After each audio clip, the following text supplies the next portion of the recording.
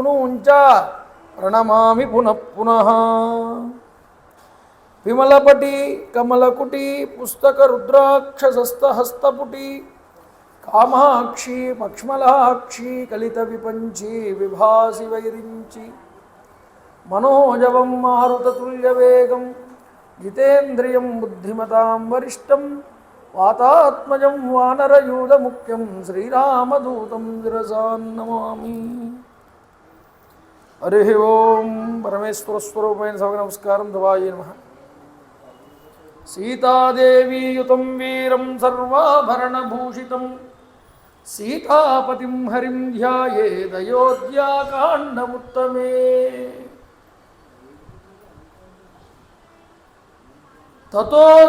ततो दशाहे अतिगते कृता शौचौ नृपात्मजः द्वादशे हानि संप्राप्ते श्राद्धकर्मण्यकारयतु।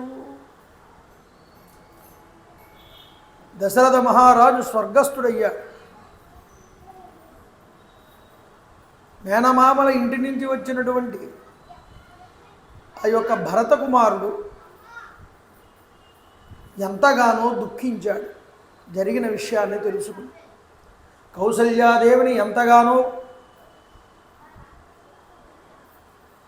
బాధపడి తన తప్పు ఏమీ లేదని ఒట్లు పెట్టుకుని మరీ చెప్పుకుని బాధపడ్డాడు. కన్న కొడుకు దగ్గర లేకపోవడం వల్ల ఎంతో మాతృవాత్సల్యం అనేటటువంటిది పరిపరి విధాల ఆలోచన చేసి భరతుడి యొక్క ప్రేమానురాగాలు ఎప్పుడూ కూడా భరతుడి మీద చూపించే కౌసల్య కూడా భరతుడిని అనుమానించింది కూడా. ఆ పుత్ర వాత్సల్యమే తప్ప భరతుడి మీద ప్రేమ లేక కాదు. నాయన పుత్రుడు దగ్గర లేడని అరణ్యానికి వెళ్ళిపోయాడనేటటువంటి భావం చేత ఈ పరిస్థితిని పొందవలసి వచ్చినది అని బాధపడ్డారు. వశిష్ఠుల వారు ఓదార్చారు భరతుడు. ఎందుకు చెప్పాడు రామచంద్ర ప్రభువే. పాపం దుఃఖం అనేటటువంటిది ఉన్నదే, ఇది ఎక్కువ కాలం ఉండకూడదు. ఎవరి దగ్గరైనా సరే ఎప్పుడూ బాధపడుతూ ఎక్కువ కాలం గడపకూడదు అలా.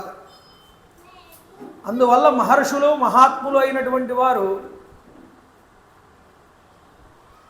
వాళ్ళని ఆధీనమునందు మంచి మాటల చేత వాళ్ళకి ఒక ఓదార్పు అనేటటువంటిది ఇస్తారు.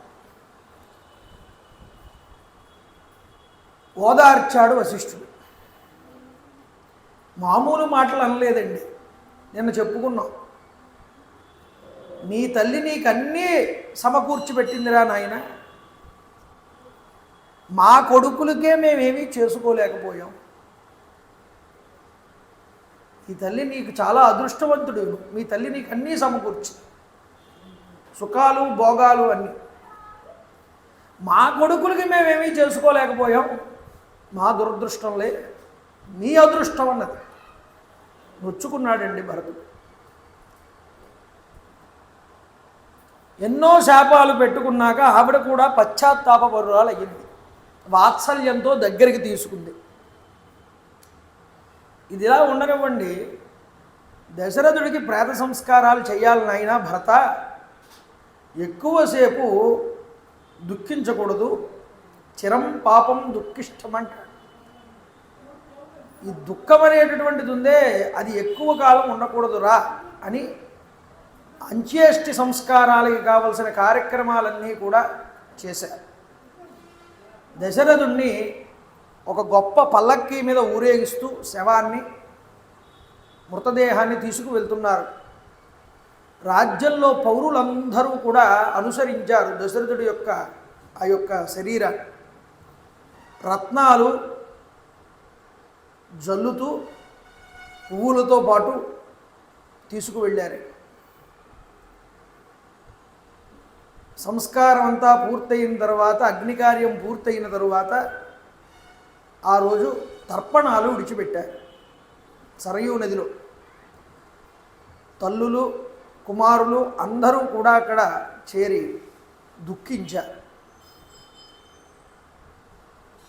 13 రోజులు 10 రోజులు గడిచింది. 11వ రోజు శుచి అయి 12వ రోజు శుద్ధి పుణ్యాహవాచన క్రియలన్నీ కూడా ఆచరించాటండి.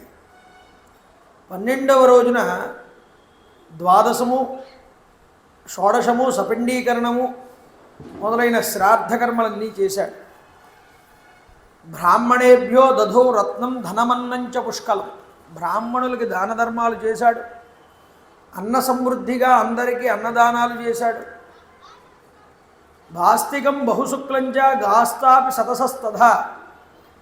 ఉత్తమ గతులు కలగడానికై రాజుగారికి తెల్లటి ఉన్ని సాలువాలు ఈ దానాలు చేశాటండి. వేల కొలది గోవులు, దాసదాసి జనాలు, ఇళ్ళు అన్నీ దానాలు చేశాడు. తతప్రభాత సమయే దివసేద త్రయోదశే 13వ రోజు విలలాప మహాబాహు భరత శోకమూర్ఛిత. తండ్రి గారు పోయారనేటటువంటి బాధ ఇంకా తొలగలేదు భరతుల్లో. శబ్దాపి హితకంఠస్థు శోధనార్థముపాగమాత్. చితామూలే పితుర్వాక్యం ఇదమాహ సుదిక్కిత. అస్థి సంచయనం చేయడం కోసం ఆ ఎముకల్ని ఏరి తీసుకురావడం కోసం వెళ్ళారు శ్మశానానికి. దశరథుడి యొక్క దేహం మొత్తం కాలిపోయి ఎముకలు తప్ప అక్కడ బూడిద తప్ప ఇంకేమీ లేదు. బాధపడుతూ విలపించాడండి తండ్రి గారి యొక్క ఆ యొక్క అస్థికల దగ్గర. బిగ్గరగా దుఃఖించాడు. దీనమైన మొహంతో, నాన్న, పుణ్యం క్షీణించిన తర్వాత స్వర్గం నుండి క్రింద పడినటువంటి యయాతి అతడి దౌహిత్రుడైనటువంటి అష్టకుడు మొదలైన రాజర్షులందరూ సమీపించినట్లుగా భరతుడి వద్దకు అతని అమాత్యులందరూ చేరి ఓదార్చారండి భరతుడు. వశిష్ఠుల వారు సుమంత్రుడు చెప్పవలసిన 4 మంచి మాటలు చెప్పారు. ఏమిటి? 3 ద్వంద్వాని భూతేషు ప్రవృత్త అన్య విశేషత తేషు చ అపరిహాస్యేషు నైవం భవితుమర్హసి. వశిష్ఠుల వారు అంటున్నారు, లోకంలో 3 విషయాలు అందరికీ కూడా సహజమైనటువంటివి అన్నారు. ఏమిటా 3 విషయాలు? ఆకలి, దప్పిక. అందరికీ ఆకలి వేస్తుంది, అందరికీ దాహం వేస్తుంది, దప్పిక. అలాగే అందరికీ శోకము, మోహము సమానంగానే ఉంటాయి. దీనితో పాటు జరా మరణములు అనేటటువంటివి అందరికీ సమానమైన ఆయన. ఎవడైనా సరే భూమి మీదకి వచ్చిన తర్వాత వెళ్ళిపోక తప్పదు, ఇది సహజము, దీని గురించి చింతించొద్దు అని వశిష్ఠుల వారు భరతుల వారిని ఓదారిస్తే శత్రుఘ్నుణ్ణి సుమంత్రుడు ఓదార్చాడు. చెప్పాలి, ఆ దుఃఖం తీర్చలేనిదే, కానీ ఆ సమయంలో ఆ వైరాగ్య భావాన్ని కలగజేసే మాటలు పెద్దలైనటువంటి వాళ్ళు చెప్తారు ఆ బాధను పోగొట్టడానికి.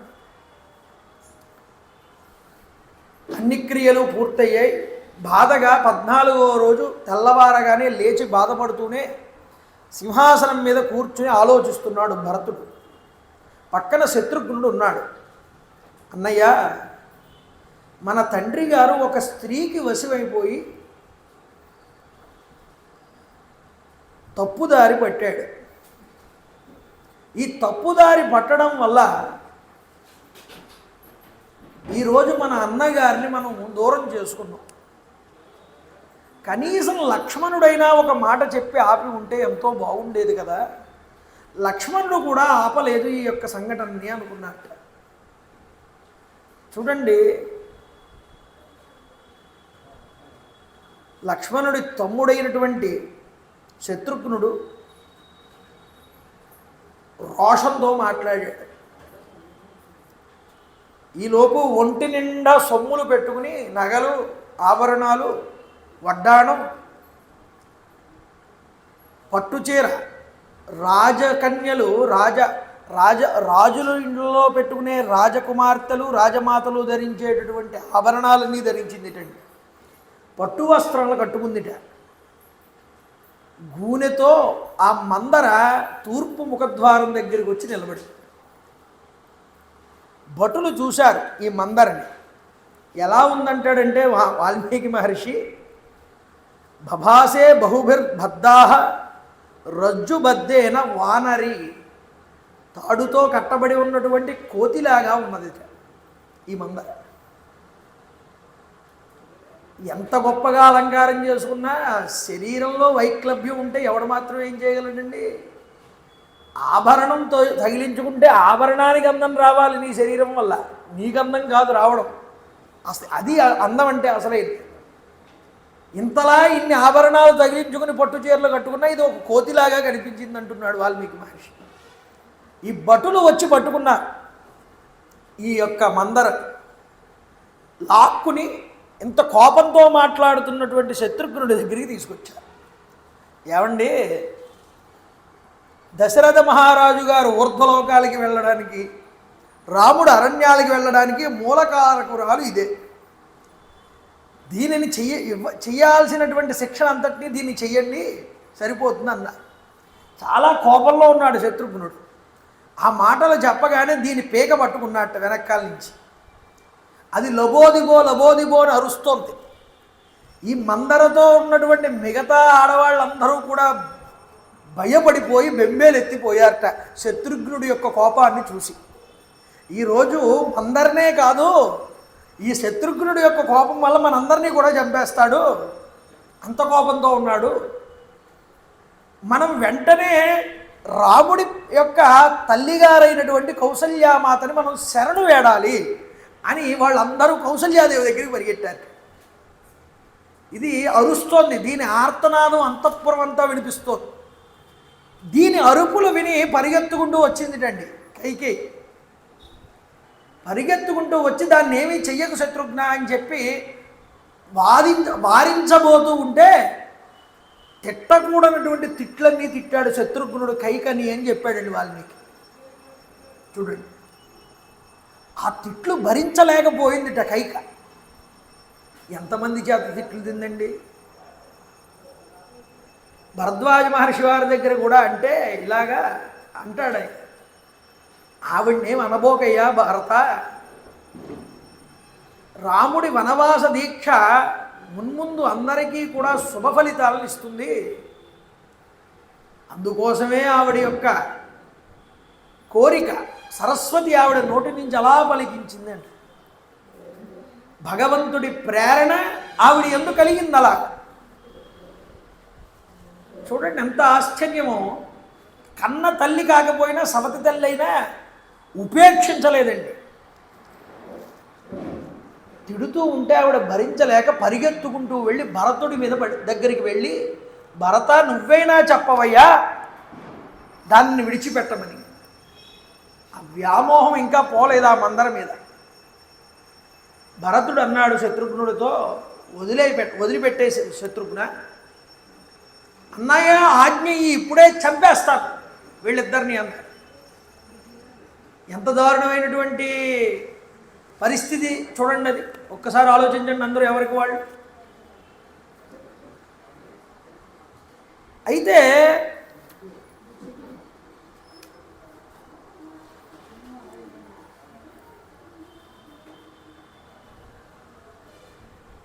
తాం ప్రేక్ష భరతక్రుద్ధం శత్రుఘ్నం ఇదమబ్రవీ అవధ్య సర్వభూతానాం ప్రమద క్షమ్యతామితి. ఎవయ్యా శత్రుఘ్న, ఆవిడ్ని విడిచిపెట్టే, క్షమించు. ఏ స్త్రీని కూడా వధించకూడదు, అది ధర్మయుక్తం కాదు. నేను నిజంగా నాకొచ్చిన కోపానికి మా అమ్మనే చంపేసేవాడు. తల్లి ఎదురుకుండానే చెప్తున్నాడు ఈ మాట భరతుడు. మా అమ్మనే చంపేసేదాన్ని, అలాంటి పని చేసింది మా అమ్మ. కానీ ఒకవేళ మా అమ్మని నేను చంపేశానే అనుకో, రాముడు మాతృహత్య చేసినటువంటి ఘాతకుడు వీడితో నేను మాట్లాడకూడదు అని నా ముఖం కేసి కూడా చూడడు మా అన్నయ్య. అందువల్ల దానికి నేను భయపడి మా అమ్మని నేనేమీ చేయలేదు, విడిచిపెట్టేశాను. స్త్రీ హత్య కానీ మాతృహత్య కానీ పరమదోషం రా, విడిచిపెట్టే వాళ్ళని అని భరతుడు చెప్తే అప్పుడు విడిచిపెట్టి తోసేశాటండి కిందకిలా శత్రుఘ్నుడు. అది తోసినప్పుడు దాని ఒంటి మీద ఆభరణాలన్నీ చల్లా చెదురుగా పడిపోయాయి భూమి మీద. శరత్కాలంలో నిర్మలమైనటువంటి ఆకాశంలో ఏ విధంగా నక్షత్రాలు చంద్రుడు ప్రకాశిస్తాడో అలా ప్రకాశించే ఈ నేల మీద పడినటువంటి నగలన్నీ అంటాడు వాల్మీకి. తర్వాత రోజు ఉదయం మంత్రులందరూ సభ తీర్చారు. అయ్యా, శత్రు దుర్భేద్యమైనటువంటి రాజ్యం అకంటకంగా నీకు వచ్చి పడింది. మీ దశరథ మహారాజు గారు మీ తండ్రి గారి ఆజ్ఞ అయ్యింది, దానికి మీ అన్నగారు కూడా అంగీకరించారు. ఇక మీకు ఏ విధమైన ఇబ్బంది లేకుండా మీ రాజ్యం మీకు వస్తుంది, మీరు పాలించండి, మీరు రాజ్య పరిపాలన చేయడం మా అందరికీ సమ్మతమే అన్నారు ఈ మంత్రులందరూ. వెంటనే భరతుడు ఏమన్నాడో తెలుసా అండి సమావేశంలో? అంటాడు, జ్యేష్ఠస్య రాజతానిత్యం ఉచితాహి కులస్యన నైవం భవతో మాం వక్తుం అర్హంతి కుశలా జనా. ఏం మాట్లాడుతున్నారయ్యా మీరు? మంత్రులై హితం చెప్పాల్సి ఉంది పోయి రాజమర్యాద అంటే ఏమిటో మీకు తెలుసు, అది తెలిసి మీరు ఇలా మాట్లాడడం ఉచితం కాదన్న. ఏమిటి రాజమర్యాద? ఇక్ష్వాకు వంశ ప్రభువుల యొక్క రాజశాసనాలలో ఇది కూడా ఒక పాయింట్. ఇక్ష్వాకు వంశంలో ఇంటికి పెద్దవాడు ఎవరైతే ఉన్నారో వాళ్లే తదనంతరం రాజు తర్వాత వాళ్లే మళ్ళీ యువరాజు పట్టాభిషేకాన్ని పొందుతారు. ఆ ధర్మము ఆ సూత్రము మీ అందరికీ తెలిసి కూడా ఈ మాట నన్ను అడగడం ఎంతవరకు భావ్యము అని అడిగాడు. ఈ మా అమ్మ కైకేయి వల్ల నాకింత చెడ్డ పేరు వచ్చి పడింది. సకామం కరిష్యామి స్వామిమాం మాతృగంధిని వనే వత్స్యామ్యహం దుర్గే రామో రాజా భవిష్యతి. నిజానికి మాతృరూపంలో ఉన్నటువంటి శత్రువు ఈవిడ, నాకు తల్లి కాదు. నిజానికి ఈవిడ వల్ల నేను ఇంత పాపాన్ని ఒడిగట్టవలసి వచ్చింది, ఇంత బాధల్ని నేను పడాల్సి వస్తుంది, ఇంతమంది చేత నేను దూషించబడాల్సి వస్తున్నది. పేరుకు మాత్రమే ఈవిడ నాకు తల్లి అయ్యా. అందువల్ల ఈ రాజ్యానికి ఎప్పటికైనా సరే నేను కాదు రాజు. మరెవరు రాజు ఈ రాజ్యానికి? రామచంద్ర ప్రభువే రాజుది. ఆయన దగ్గరికి నేను వెళ్ళి ఆయన్ని బ్రతిమాలి ఇక్కడికి తీసుకుని వస్తాను, నేను అరణ్యవాసం చేస్తానన్నాడు ఆయనకి బదులుగా. వెంటనే వాళ్ళందరూ హర్షాతిరేకాన్ని పొందారు. ఏవంతే భాషమాణస్య పద్మాశ్రీ రూపతిష్టతాం యస్వాం జ్యేష్ఠే నృపసుతే పృథివ్యాం ధాతుమిచ్చసి. నాయన, రాజకుమారుల్లో జ్యేష్ఠుడైన రామచంద్ర ప్రభువుకి రాజ్యం సమర్పించడానికి ఉత్సాహాన్ని చూపిస్తున్నటువంటి అభిలషిస్తున్నటువంటి ఓ భరత, నీకు సాటి అయిన వాడు మరొకడు లేడు. ఎందుకు? ఇంతటి కోసల దేశ రాజ్యలక్ష్మిని తృణప్రాయంగా విడిచిపెట్టి నాకు సంపద ముఖ్యం కాదు, నాకు ధర్మమే ముఖ్యమన్నావే, ఇది నీ యొక్క గొప్పతనాన్ని చాటుతోంది ఈరోజు. ఈ విషయంలో నువ్వు మీ తల్లి నుంచి గుణాలని పుణికిపుచ్చుకోలేదు, మీ అన్నగారి దగ్గర నుంచి ఈ గుణాన్ని పుణికిపుచ్చుకున్నావు అన్నారు. అవునా కాదండి? ప్రజలు ఏకకంఠంతో ఒకటే తీర్పు ఇచ్చారు. ఏమిటా తీర్పు అంటే, ఏ జీవుడికైనా ఏ మానవుడికైనా ప్రేమ ఉంటుంది మరొక వ్యక్తి మీద. భార్య ఉంది, భార్య మీద ప్రేమ, తల్లిదండ్రుల మీద ప్రేమ, సోదరుడి మీద ప్రేమ, లేదు తాను ఒక ఉద్యోగం చేస్తున్నాడు, ఉద్యోగం మీద ప్రేమ. ప్రేమ ఉండడం తప్పు కాదు, ప్రేమ మోహం కింద మారకూడదు. ఒకవేళ మారినా అది ధర్మం వైపుకు తిరిగి మారాలి. ఇక్కడ ఈ రెండూ చూపిస్తాడండి వాల్మీకి మహర్షి. ధనమందు ఆశ తప్పు కాదు, ఎంతవరకు తప్పు కాదు? అది ధర్మయుక్తమై ఉన్నంత వరకు తప్పు కాదు. నీ సంపాదన ధర్మయుక్తమైనంత వరకు తప్పు కాదు. దాని మీద వ్యామోహం పెరిగి పిచ్చి పెరిగి దాన్ని పొందడానికి అధర్మం వైపు కూడా అడుగులు వేస్తే అది తప్పు అన్నారు. డబ్బు సంపాదించడం తప్పు కాదండి, దానిని ఎలా సంపాదిస్తున్నావు, ఎలా కావాలనుకుంటున్నావు, ఇది ప్రశ్న. నాకు ధర్మమే అక్కర్లేదు, నా కొడుకే రాజవ్వాలి, నాకు ఈ రాజ్యం అంతా కావాలి, నేను రాజమాతనవ్వాలి, నాకు ధనమే ముఖ్యం అనే స్థితికి వెళ్ళిపోయింది ఈ కైక.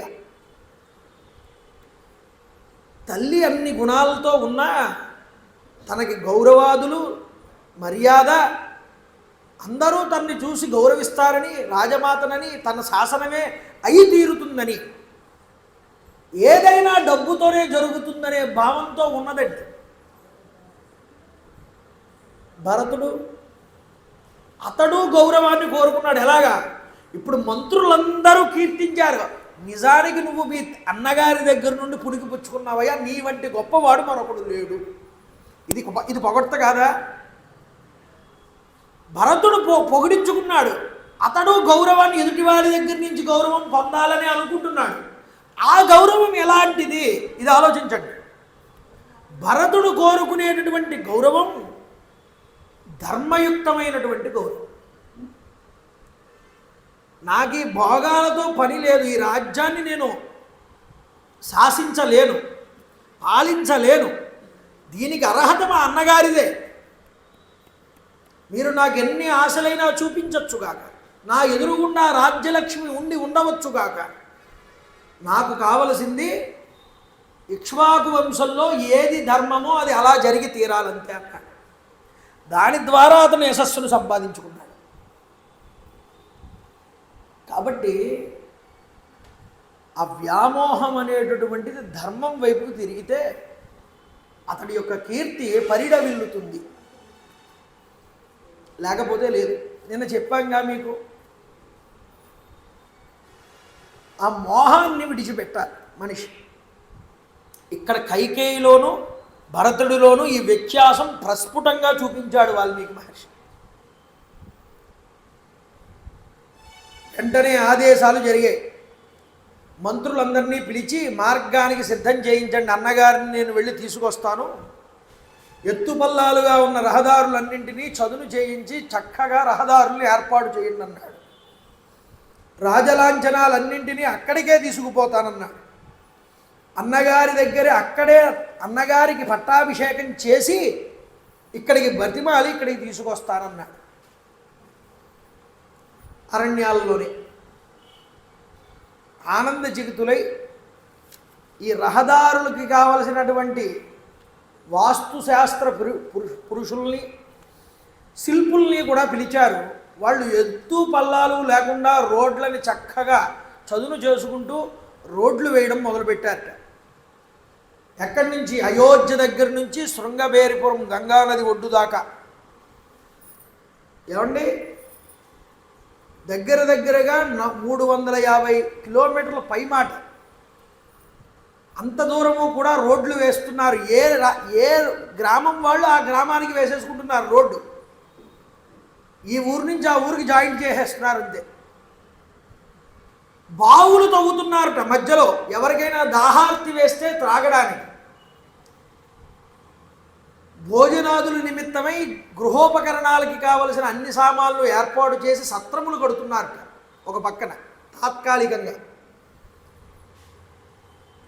అటు ఇటు చెట్లుని నాటుతున్నారట. అంతేకాకుండా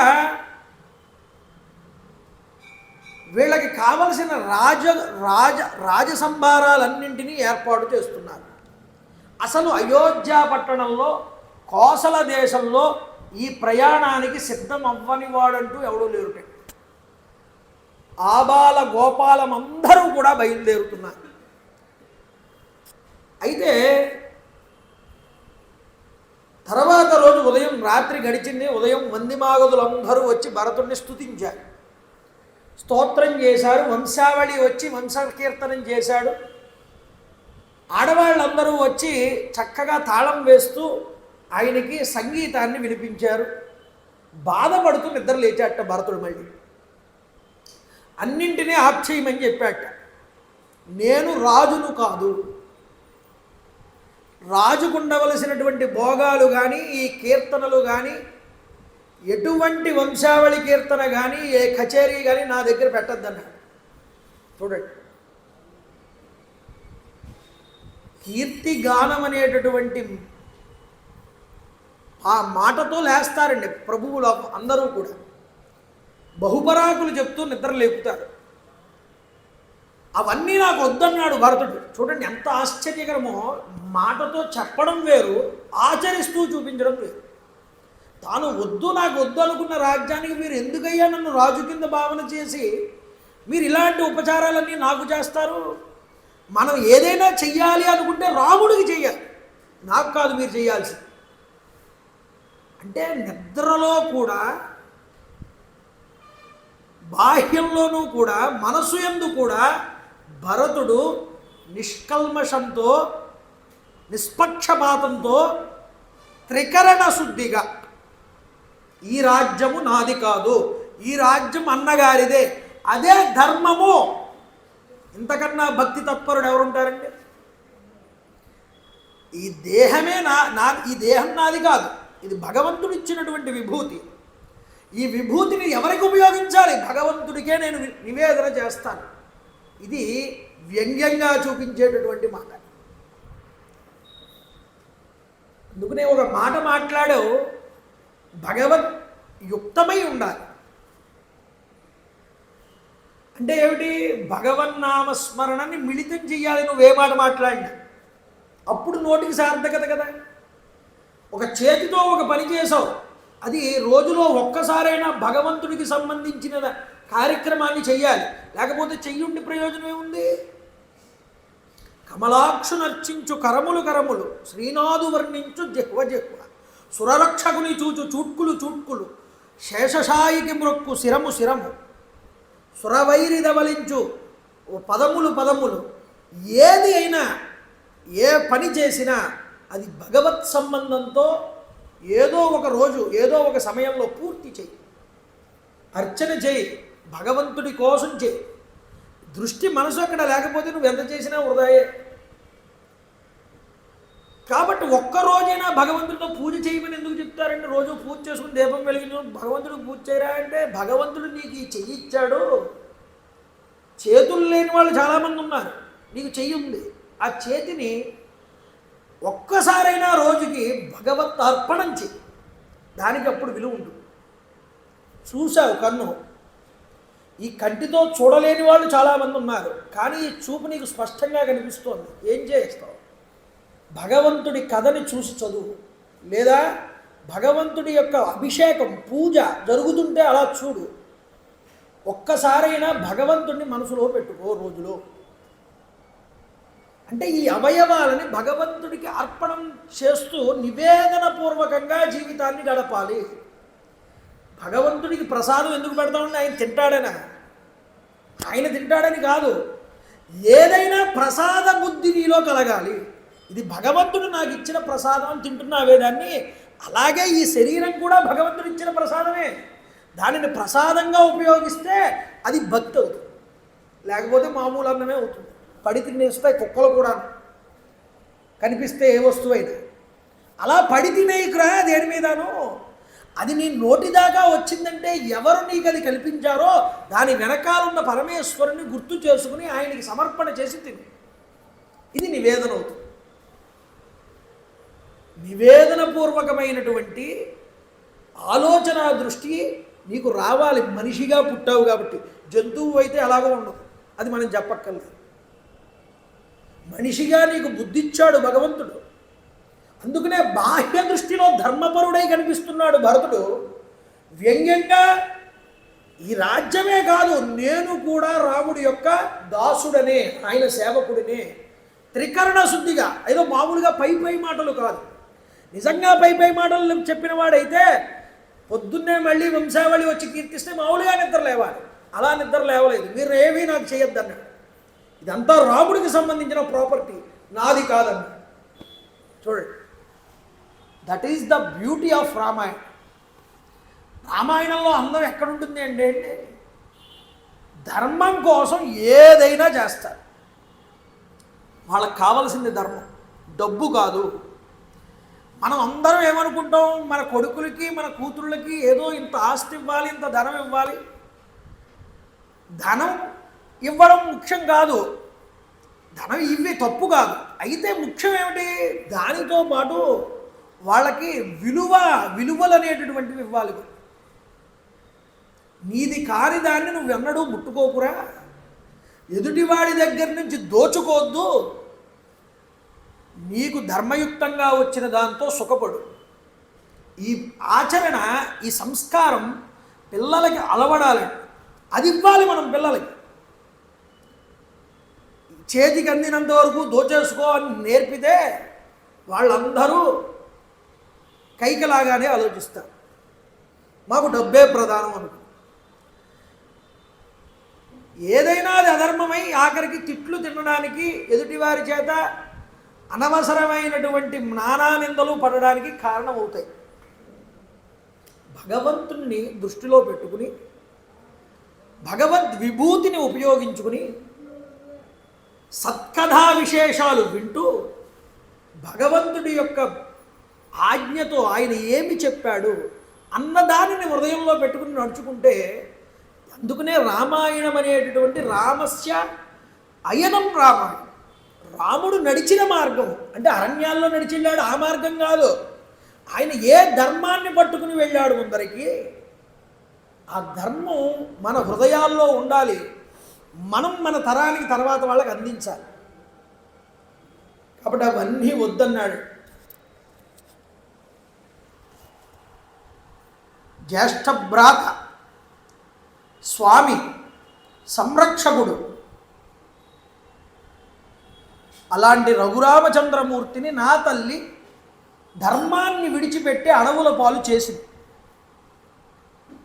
విలపిస్తూ రాజధర్మాన్ని ఎరిగినటువంటి వశిష్ఠ మహర్షి వారు ఆ సభా ప్రాంగణంలోకి ప్రవేశించారు. ఒక సభ ఏర్పాటు చేశారు.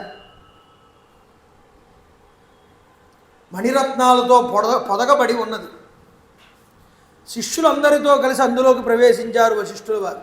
నాయనా భరత, మీ తండ్రి అయినటువంటి దశరథ మహారాజు గారు ధర్మబద్ధంగా ఈ కోసల రాజ్యాన్ని అంతటినీ కూడా చాలా కాలం పరిపాలించి ధనధాన్యాదులతో తొలతూగేటటువంటి ఈ విశాలమైనటువంటి రాజ్యాన్ని నీకు అప్పగించి స్వర్గస్థుడయ్యాడు.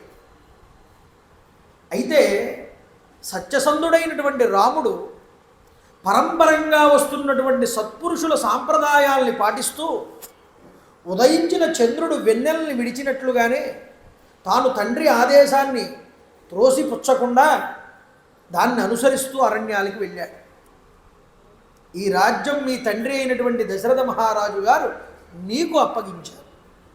నిన్న మంత్రుల మధ్య సమావేశం అయ్యింది, వాళ్ళకి చెప్పేశాడు. ఇప్పుడు ఇంటి పురోహితుడు వచ్చి చెప్తున్నాడు, నాయనా ఇది నువ్వు స్వీకరించాలి.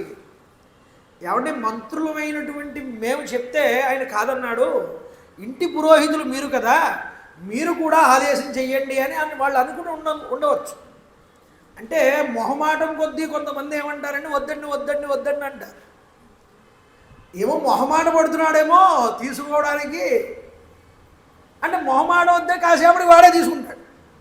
ఆ ఆలోచనలో ఆలోచిస్తున్నారు వీళ్ళందరూ. అంటే భరతుడు నిజంగా మనస్ఫూర్తిగా ఇస్తానంటున్నాడా రాజ్యాన్ని, లేకపోతే మనసులో ఏదో పెట్టుకుని అందరూ రాజ్యం మా అమ్మని నిందించినట్టే నన్ను నిందిస్తుంది, ఎందుకు నాకు ఈ నిందలన్నీ, మనసు రాజ్యం మీద ఆశ ఉన్నా నాకు ఇది నాకు వద్దు అంటున్నాడా?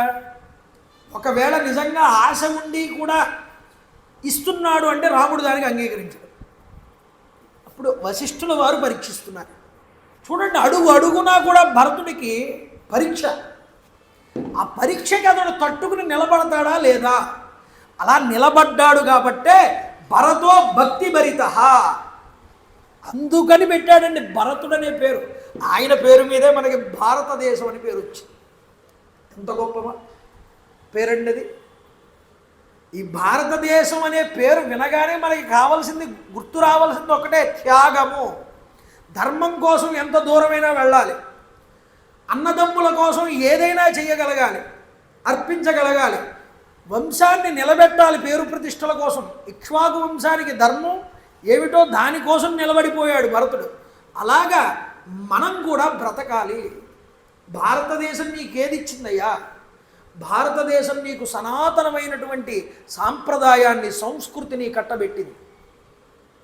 ఆ సంస్కృతి సాంప్రదాయాన్ని పుణికి పుచ్చుకున్న రోజునే నీ యొక్క దేశానికి నీకు సార్థకత తప్ప, లేకపోతే ఇతర దేశాల సంస్కృతుల్ని కనుక వెంబడించి దానివల్ల నువ్వు కనుక అందులో ఉచ్చులో చిక్కుకున్నావా, నిన్ను ఉద్ధరించేవాడు ఎవడూ లేడు. ఎందుకంటే సనాతనంగా వస్తున్నది, దీన్ని ఎవరూ చెనకలేరు. సంస్కృతిని బట్టి ఎప్పటి నుంచో ఋషుల ద్వారా వచ్చినటువంటిది ఈ ధర్మం, ఆర్షధర్మము. దీన్ని అవలంబించిన వాడు ఎన్నడూ చెడిపోలేదయ్యా.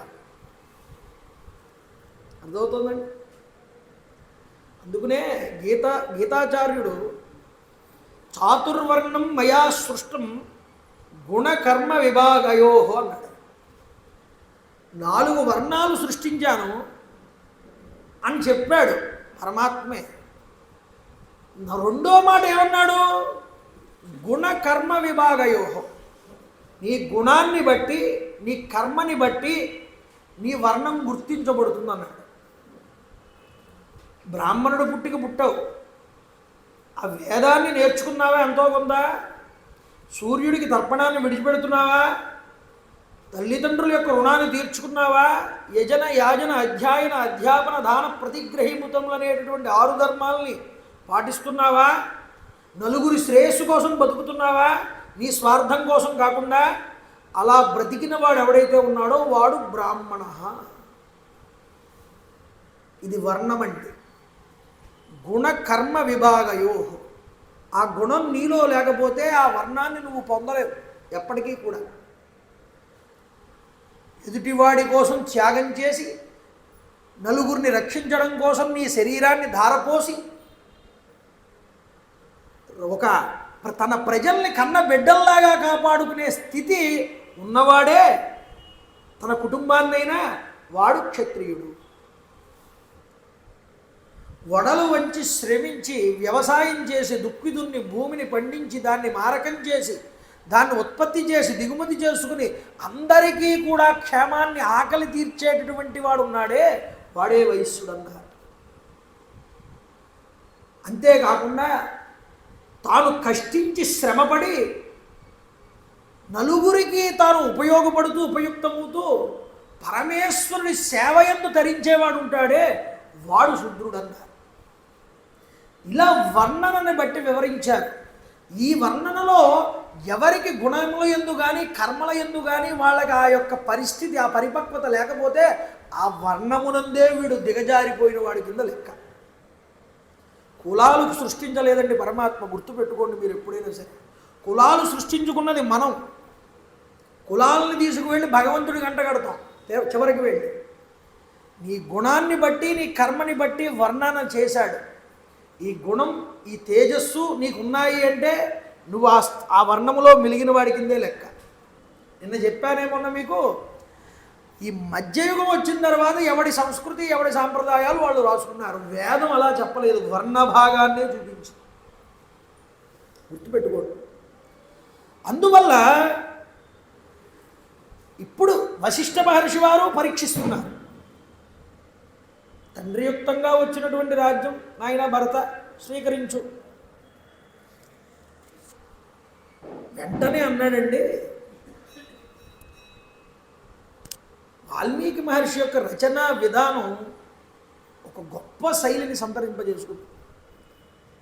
బ్రహ్మగారు చెప్పారు ఒక వరం, నాయన వాల్మీకి, నువ్వు రామాయణం రాసేటప్పుడు పాత్రలందరూ నీ కళ్ళ ముందు కనిపిస్తారు, వాళ్ళు ఏం మాట్లాడుకుంటున్నారో నీకు తెలుస్తుంది.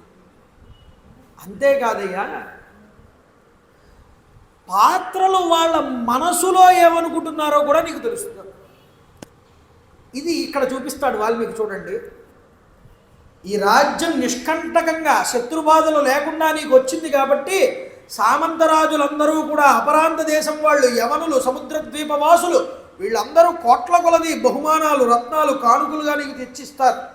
నువ్వు హాయిగా అవన్నీ స్వీకరించి రాజ్యాన్ని పరిపాలన చెయ్యి. యవనులు అంటే యూరప్ దేశం అండి, వివిధ ద్వీపాల వాళ్ళంటే ఆస్ట్రేలియా, న్యూజిలాండ్, ఈ యొక్క మిగతా ద్వీపాల వాళ్ళందరూ వస్తారట. వీళ్ళందరూ నీకు ఇస్తారు.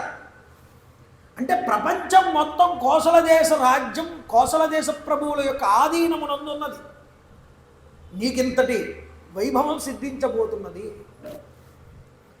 వెంటనే భరతుడి మాట చూడండి. తత్శ్రుత్వా భరతో వాక్యం శోకేనాభిపరిప్లుత జగామ మనసా రామం ధర్మజ్ఞో ధర్మకాంక్షయ. ఎంత గొప్ప మనస్తత్వం కలిగిన వాడో వాల్మీకి ఒక్క శ్లోకంలో చెప్పాడు. ధర్మజ్ఞుడైనటువంటి భరతుడు అని ప్రారంభం చేశాడు. ఏ గుణాన్ని చూసి ధర్మజ్ఞుడని మాట్లాడుతున్నాడో చూడండి. పైకి మాట్లాడే మాటలు, చేష్టలు ఎవరైనా గుర్తించగలరు, కానీ మనసులో అనుకుంటున్న ఎవరు గుర్తించగలరు? ఎవరు గుర్తించలేరు. బయటికి మనం ఎంత గొప్ప ఉపన్యాసం చెప్తున్నా, ఎంతలా మాట్లాడుతున్నా, ఎంతలా ప్రవర్తిస్తున్నా నా మనసులో ఏముందో మీకు తెలియదుగా. ఈ మనసులో ఉన్న విషయాన్ని దర్శించాడండి ఋషి. భరతుడి మనసులో ఏమనుకుంటున్నాడు, ఇన్ని మాటలు చెప్తున్నాడు, ఇంతలా నివారణ చేస్తున్నాడు, నాకేమీ వద్దని. నిజంగా మనసులో కూడా భావం ఉందా భరతుడికి? ఇక్కడ చెప్పేస్తున్నాడు. ధర్మజ్ఞుడైనటువంటి భరతుడు వశిష్ఠుల వారి యొక్క వచనాలు, మాటలు వినగానే శోకానికి గురయ్యాట, బాధకి. అది పైకి కనిపిస్తుంది. నెక్స్ట్ మాట అంటున్నాడు, తరువాత ఇన్ని మాటలు విన్న తరువాత రాముడే ఈ రాజ్యానికి ప్రభువు, నేను కాదు, ఎన్నటికీ మా అన్నగారే దీనికి రాజ్యానికి ప్రభువు అని మనసులో పదే పదే అనుకున్నట్టు. అది ఎలా తెలిసింది రాసిన ఋషికి? బ్రహ్మగారి అనుగ్రహం వల్ల తెలిసింది.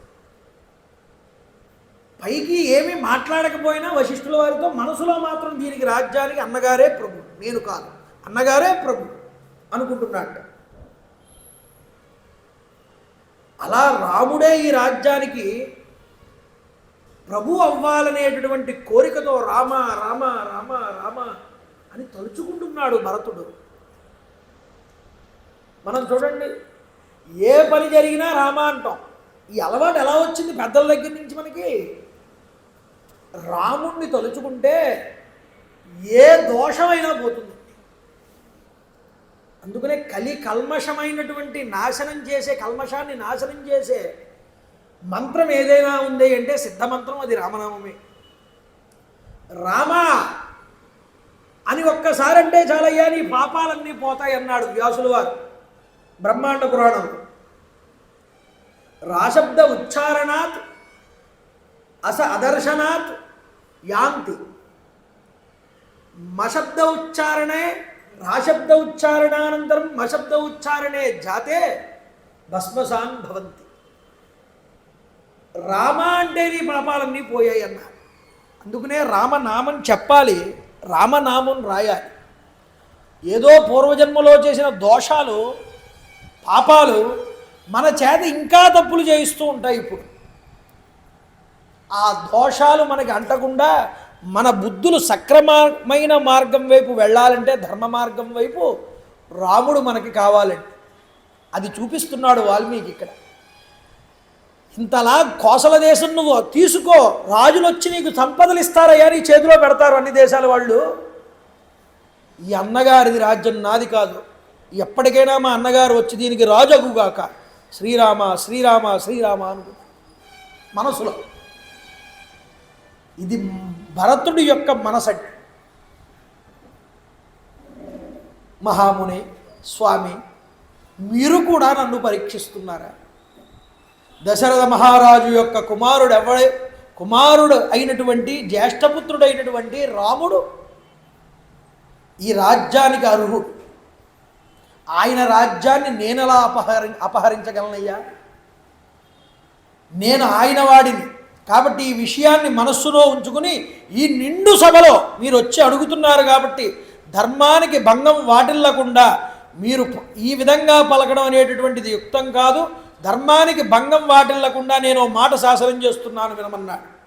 అనార్యజుష్టం అస్వర్గ్యం కుర్యాం పాపమహం యది ఇక్ష్వాకూణామహం లోకే భయేవాం కులపాంశన. ఈ రాముడి యొక్క రాజ్యాన్ని నేను స్వీకరించడం అనేటటువంటిది ఉందే, ఇది చాలా మహా అపచారం కింద లెక్క. ఆ అకృత్యాన్ని నేను ఒడిగట్టితే గనక అది నన్ను నరకం వైపు తోసేస్తుంది. అంతేకాదు నేను ఇక్ష్వాకు వంశానికే తీరని కలంకాన్ని చేసిన వాడిని అవుతాను. కాబట్టి నీచుడు మాత్రమే ఇలాంటి పాపము కార్యాలని తలబెడతాడయ్యా. రామేవ అనుగచ్చామి రాజాస ద్విపదాం వరహ త్రయాణామపి లోకానాం రాజ్యమర్హాతి రాఘవ. అయ్యా, రాముణ్ణి నేను అనుసరిస్తాను, రాముడి మార్గాన్ని నేను పట్టుకుంటానన్నాడు. అసలు రాముణ్ణి మొట్టమొదట అనుసరించిన వాడు భరతుడేనండి. రాముడి హృదయం తెలిసినవాడు. పక్కన లక్ష్మణుడున్నా అన్నగారి హృదయం లక్ష్మణుడికి అంతలా తెలియలేదు. చూడండి, 12 సంవత్సరాలు బట్టి దూరంగా ఉన్నాడు మేనమామల ఇంట్లో భరతుడు. అయినా సరే అన్నగారి హృదయాన్ని పట్టుకోగలిగాడు. రాముడు ఏమిటో నాకు తెలుసు, రాముడిని నేను అనుసరిస్తానన్నాడు. అంతేకాదండి, శ్రీరాముడే ఈ రాజ్యానికి అన్నటికైనా రాజు, ముల్లోకాలకి కూడా ఆయనే ప్రభువు, ఈ యొక్క కోసల దేశానికే కాదు. అది మనసులో ఉంది భరతుడికి. ఎది మాత్ర కృతం పాపం నాహం తదపి రోచయే. నా తల్లి చేసిన మహాపాపకృత్యం చేత నేను ఎన్నటికీ కూడా ఈ తప్పు నుంచి బయటపడలేను. ఆవిడ చేసిన పాపాన్ని నేను అంగీకరించను. కారణుల్లో ఉన్న మా అన్నగారైనటువంటి రామచంద్ర ప్రభువుని నేను ఇక్కడికి తీసుకురావడానికి ప్రయత్నిస్తాను, ఆయన పాదాల మీద పడి ప్రణవిల్లతానన్నాడు. ఇలా పలికేటప్పటికీ పూజ్యుడైన రాముణ్ణి వనవాసాల నుండి అయోధ్యకు మరలింపజేయడానికి తాను చేసినటువంటి ఆ యొక్క శపథం అనేటటువంటిది ఉందే, దాన్ని చూసి మహర్షి అంతటి ఆయన వశిష్ఠుడు ఆశ్చర్యపోయాట. నిజానికి ఇంతటి ధీర పురుషుడు ఎక్కడుంటాడయ్యా? నేను చెప్పుకున్నాగా, కాళిదాసు కుమార సంభవంలో ఈ మాటే వాడాడు. కళ్ళ ముందు అన్ని సుఖభోగాలు కనిపిస్తున్నా, అది అనుభవించడానికి అర్హత ఉన్నా వాటిని పక్కకి పెట్టి తోసిరాజని. ఎవడైతే ఇతరుల మేలు కోసమే నిలబడతాడో వాడు ధీరపురుషుడు, వాడు త్యాగి అని గుర్తుపెట్టుకోవాలి. అందువల్ల త్యాగం అనేటటువంటిది మనిషికి భూషణం అంటే అది ఎప్పటికైనా కీర్తిని నిలుపుతుంది. లోకంలో పుట్టి చనిపోయిన తరువాత చాలామంది గుర్తుపెట్టుకుంటారు, కొంతమంది తిట్టుకుంటారు, కొంతమంది మహానుభావుడండి ఆయనని పేరు తలుచుకోగానే నమస్కారం పెడతారు. మనం ఈ మూడిట్లో ఏ కేటగిరీలో ఉన్నామో మనం తెలుసుకోవాలి. అది తెలుసుకోవాలి అంటే మనం నలుగురి చేత కీర్తించబడాలి అంటే ఆ పేరు చిరస్థాయిగా భూమి మీద ఉండాలంటే నీకు త్యాగబుద్ధి అలవడాలి. భరతుడికి ఉన్నట్టుగా, రాముడికి ఉన్నట్లుగా. తండ్రి చెప్పాడని తేలికగా విడిచిపెట్టాడు రాజ్యం. అన్నగారిది ఇది రాజ్యమని, ఇది నాది కాదని తేలికగా విడిచిపెట్టాడు రాజ్యాన్ని భరతుడు. వీళ్ళు మనకు ఆదర్శం అవ్వాలి, వీళ్ళు మనకి ఆదర్శం అవ్వాలి. కాబట్టి వీళ్ళందరూ సభాసదులందరూ కూడా ఆశ్చర్యపోయారు. వాళ్ళందరితో అంటున్నాడు భరతుడు, మీరందరూ సద్గుణ సంపన్నులయ్యా, సాధువర్తనులు. అలాంటి మీరందరూ నాతో వనాలకి రండి, రాముణ్ణి మనందరం కూడా ప్రార్థన చేద్దాం. మనందరం అడిగితే రాముడు కాదండు, తప్పకుండా వస్తాడు. ఆయన్ని మళ్ళీ మనం తెచ్చుకుని అయోధ్యకి ఆయన పరిపాలన అనుగ్రహాన్ని మనందరము కూడా పొందుదాము అనగానే అందరూ ఆనంద చికితులు అయ్యారండి. భరతుడు తీసుకున్న నిర్ణయం చాలా గొప్ప నిర్ణయము. ఊళ్ళోకి వెళ్ళిపోయింది ఈ వార్త. ప్రజలందరూ ఆనందించారు. అందరి యొక్క భార్యలు కూడా తమ భర్తల్ని ప్రేరేపిస్తున్నారు, భరతుడితో పాటు మనందరం కూడా కలిసి వెళ్దాం పదండి. అందరూ సిద్ధమవుతున్నారు. ప్రతి గృహమందు కూడా వీర నారీమణులందరూ కూడా ఆనందించి తమ భర్తల్ని ప్రయాణానికై తొందర పెడుతున్నారటండి. వెంటనే చెప్తున్నాడు భరతుడు, ఏవయ్యా సుమంత్ర, వెంటనే బయలుదేరి సేనాపతుల దగ్గరికి వెళ్ళి వనాలకి రేపే బయలుదేరుతున్నామనేటటువంటి విషయాన్ని చెప్పి బలాలన్నింటినీ కూడా సిద్ధం చేయించమన్నాడు. వనాల్లో శ్రీరామచంద్ర ప్రభువుని ప్రసన్నుణ్ణి చేసుకుని లోకహితార్థమై ఆయన్ని ఇక్కడికి తీసుకురావాలి, ఇదే నా యొక్క ప్రతిజ్ఞ, గట్టి కోరిక అని చెప్పాడు. చెప్తే ఉదయాన్నే సూర్యోదయం అయింది. తర్వాత రోజు గొప్పగా సైన్యం అంతా సిద్ధమయ్యింది. రథాలు, ఏనుగులు, గుర్రాలు, జనులు, అయోధ్య పుర ప్రజలందరూ కూడా సిద్ధమవుతున్నారు. చూడండి, ముందర పురోహితులు వెళ్తున్నారట రథాల మీద, పరిచారికులు వెళ్తున్నారట. దాని వెనకాల భరతుల వారు రథాన్ని అధిరోహించి కూర్చున్నారట. 9,000 ఏనుగులు, ఏనుగుల మీద మళ్ళీ కొంత సైన్యం, 1,00,000 గుర్రాలు, గుర్రాల మీద మళ్ళీ సైన్యం, 60,000 రథాలుటండి, రథసారథులు. మొత్తం దశరథుడి యొక్క సైన్యం అంతా కూడా బయలుదేరింది. ఎందుకు ఇంతమంది బయలుదేరడం? భరతుడు ఒక్కడు వెళ్తే సరిపోదా? శత్రుఘ్నుడు, భరతుడు, కౌసల్యాదేవి, సుమిత్రాదేవి వెళ్తే సరిపోదా? సుమంత్రుడును కాదు. మా అన్నగారిని అరణ్యాలకి ఎలాగ వల్కలాలు కట్టించి పంపించేసింది మా అమ్మ. ఇప్పుడు భరతుడి హృదయం ఏమిటో తెలుసండి? ఆయనకి రాజలాంఛనాలతో వెళ్ళాలి ఆయన దగ్గరికి. ప్రభు వస్తున్నాడు అంటే మొత్తం మిలిటరీ అంతా అలర్ట్ అవుతుంది. ఏ ఏ పొజిషన్లో ఉండవలసిన వాళ్ళు ఆ పొజిషన్లోకి వస్తారు. వచ్చి ఆయనకి గౌరవ పురస్కారంగా వాళ్ళకి గౌరవాన్ని చూపిస్తారు. అందుకనే ఎవరైనా గొప్ప వ్యక్తులు వచ్చారనుకోండి రాజ్యంలోనికి, వాళ్ళకి దేశ మర్యాదని చూపిస్తారు. ఆ దేశ గౌరవాన్ని చూపించినప్పుడు ఏమవుతుంది? మిలిటరీ పోలీసులు అందరూ వచ్చి వాళ్ళకి సెల్యూట్ చేసి ఒక కవాతు చేసి వాళ్ళకి ఒక గౌరవ పురస్కారాన్ని చూపిస్తారు. అలాగా ఇప్పుడు ఈ యొక్క రాజ్యానికి, దేశానికి అంతటికి, మొత్తం భూమండలానికే ఆధిపత్యాన్ని స్వీకరించేటటువంటి రాముడికి రాజలాంఛనాలతో వెళ్ళి అక్కడే ఈ యొక్క పట్టాభిషేక ద్రవ్యాలన్నింటితో ఆయనకి పట్టాభిషేకం చేసి నేను ఆయన పాదాల మీద పడి శరణు వేడి ఇక్కడికి తీసుకొస్తాను. రాజలాంఛనాలన్నీ జరగాలన్నాడు. అందువల్ల ఇంత సంభారం బయలుదేరింది. 9,000 ఏనుగులంటే మామూలు విషయమా? 1,00,000 గుర్రాలు, 60,000 రథాలు, కాల్బలం వెళ్ళిపోతోంది ముందరికి. మేఘశ్యామం మహాబాహుం స్థిరస్తత్వం దృఢవ్రతం, దృఢ నిశ్చయం కలిగినటువంటి వాడు భరతుడు. కదా ద్రక్ష్యామహే రామం జగతః శోకనాశనం. సూర్యుడు ఉదయిస్తూనే లోకాలన్నింటి చీకట్లని పాలద్రోలినట్టు మనకు రామదర్శనంతోనే మన యొక్క బాధలన్నీ, శోకాలన్నీ తీరిపోతాయన్నట్టు అందరితోనూ. ఇలా అందరూ బయలుదేరుతున్నారు.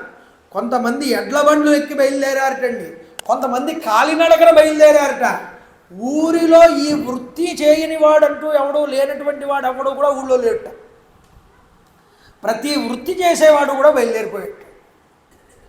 చూడండి ఎలా వెళ్తున్నారు. శుభ్రమైన వస్త్రాలు ధరించారు అందరూ. అంగరాగాలన్నీ కూడా పూసుకున్నారు ఒంటికి, చక్కగా అలంకరించుకున్నారు. వేరు వేరు వాహనాల మీద తిన్నగా భరతుణ్ణి అనుసరిస్తూ బయలుదేరారు అందరూ కూడా. సైనికులు రథాల మీద, బండ్ల మీద, గుర్రాల మీద, ఏనుగుల మీద చాలా దూరం ప్రయాణం చేశారు. ఆ పురమును రాముని యొక్క మిత్రుడైనటువంటి గంగానదీ తీరం దగ్గర ఉన్నటువంటి శృంగవేరిపురం అనేటటువంటి పురం దగ్గరికి చేరుకున్నారు. అలిసిపోయి ఉన్నారు అందరూ చాలా దూరం ప్రయాణం చేసి. 2 రోజులు పట్టింది శృంగవేరిపురం దగ్గరికి రావడానికి వీళ్ళందరికీ. శృంగవేరిపురం దగ్గరికి రాగానే సేనంతటినీ కూడా, గుర్రాలను అందరూ ఎవరికి వాళ్ళు ఇష్టం వచ్చిన ప్రదేశాల్లో విడిది చేయండి అని శాసనం చేశాడు భరతుడు. శాసనం చేసి ఈరోజు ఇక్కడే విశ్రాంతి తీసుకుంటాను, రేపు గంగానదిని దాడదామన్నారు. దశరథ మహారాజు గారికి పుణ్యలోకాలు ప్రాప్తించడం కోసం ఈ గంగానదిలో తర్పణాలు విడిచిపెడతానన్నాడు సుమంత్రుడితో భరతుల వారు. చూడండి, ఈలోపు ఈ శృంగవేరిపురంలో ఉన్నటువంటి గుహుడు తన మంత్రులందరినీ కూడా పిలిచి సేనని, చూడండి అల్లంత దూరంలో ఒక పెద్ద మహాసేన ఒకటి వచ్చి అవతల వైపు నిలబడి ఉన్నది గంగానది ఒడ్డున. నాకు తెలిసి అది మహాసముద్రంలాగా కనబడుతున్నది. ఇంతటి విశాలమైనటువంటి సేనను నేను ఎప్పుడు ఊహించను కూడా లేదు మనసులో. అంత గొప్ప సేన. అయితే యదాతు కలు దుర్బుద్ధి భరత స్వయమాగత సయేష హి మహాకాయ కోవిదారధ్వజోరదే. ఆ రథం మీద కనిపిస్తున్నటువంటి జెండా కోవిదార వృక్షంతో ఉన్నది. ఇది భరతుడి యొక్క జెండా, రాజు యొక్క చిహ్నం. నాకు తెలిసి దుష్టభావంతో దుర్బుద్ధితో భరతుడే ఇక్కడికి వచ్చి ఉండి ఉంటాడు అని గుహుడు మిగతా వాళ్ళతో చెప్పాడు. చూడగానే అలా దుర్బుద్ధితో వచ్చాడని ఎలా అనుకున్నాడు అంటే, తృణప్రాయంగా రాజ్యాన్ని అన్నగారు విడిచిపెట్టేసి వెళ్ళిపోయిన తర్వాత అరణ్యాలకి ఇంత సైన్యాన్ని ఎందుకు వెంటబెట్టుకొచ్చినట్టు అంటే, ఎటువంటి శత్రువులు మిగలకుండా అన్నగారిని సంహారం చేసేసి ఇంతమంది సైన్యంతో వచ్చి ఇంక శత్రువు అనేవాడే లేకుండా నిష్కంటకమైన రాజ్యాన్ని పరిపాలన చేద్దామని ఏదైనా దుర్బుద్ధి ఆలోచనని పన్నాడా భరతుడు? వెంటనే సైన్యాన్నంతటినీ సిద్ధం చేశాటండి గుహుడు. అతనికి 500 నావలు ఉన్నాయి, పెద్ద పెద్ద నావలు. అందులో ఒక్కొక్క నావలో 100 మంది పడతారట. 100 మందిని ఎక్కించండి ఒక్కొక్క నావలోను. 5000 మంది ఒక ట్రిప్పుకి అవతల వైపుకి వెళ్తారు.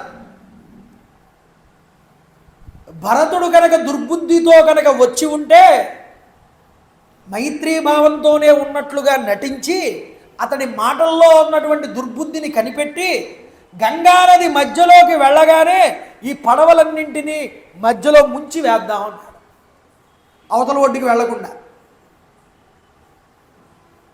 లేదా సద్బుద్ధితోనే వచ్చి ఉన్నాడా ఒకవేళ భరతుడు,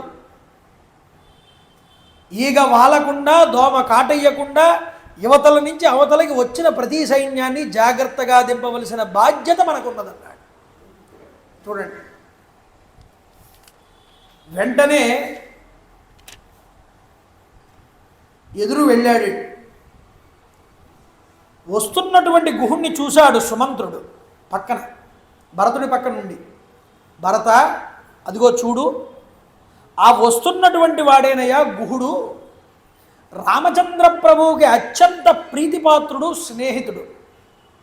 రాముడికి గంగని దాటించి వనవాస దీక్షలో ఉన్నప్పుడు అతనికి ఆతిథ్యం ఇచ్చిన వాడితనే అని చూపించాడు. వెంటనే గుహుడు ఎదురు వెళ్ళి భక్ష భోక్ష చోష్యాలన్నీ కూడా పట్టుకుని వెళ్ళాడు. ఏమండి భరతుల వారా, అర్ఘ్యపాద్యాదులన్నీ ఇచ్చిన తర్వాత నమస్కారం చేసి అన్నట్ట, మీ సైన్యానికి అంతటికీ నేను ఆతిథ్యం ఇవ్వాలనుకుంటున్నాను అని. సోదరా, ఊర్జిత కలుమే కామ కృతో మమ గురో సకే యోమే త్వమిదృశీం సేనాం ఏకోభ్యర్చితుమిచ్చసి. సోదరా గుహ, నీ గురించి నేను ఇప్పుడే విన్నానయ్యా సుమంత్రుడి ద్వారా. మా అన్నగారైనటువంటి రాముడికి నువ్వు పరమ మిత్రుడివి. ఈ సేనకి ఆతిథ్య సత్కారాలు జరుపుతాను అని నీ నోటితో అన్నావు. నిజంగా ఇది ప్రశంసనీయమైనటువంటి విషయం, అపూర్వమైనది. నీ కోరిక నెరవేరినట్లే తలంచు, మనసులో ఏ భావం పెట్టుకోవు.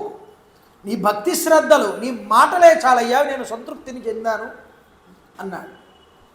కావున మేము వెంటనే రేపు ఉదయాన్న ఈ గంగని దాటి భరద్వాజ మహర్షి యొక్క ఆశ్రమం దగ్గరికి వెళ్ళాలి అని అనుకుంటున్నాం.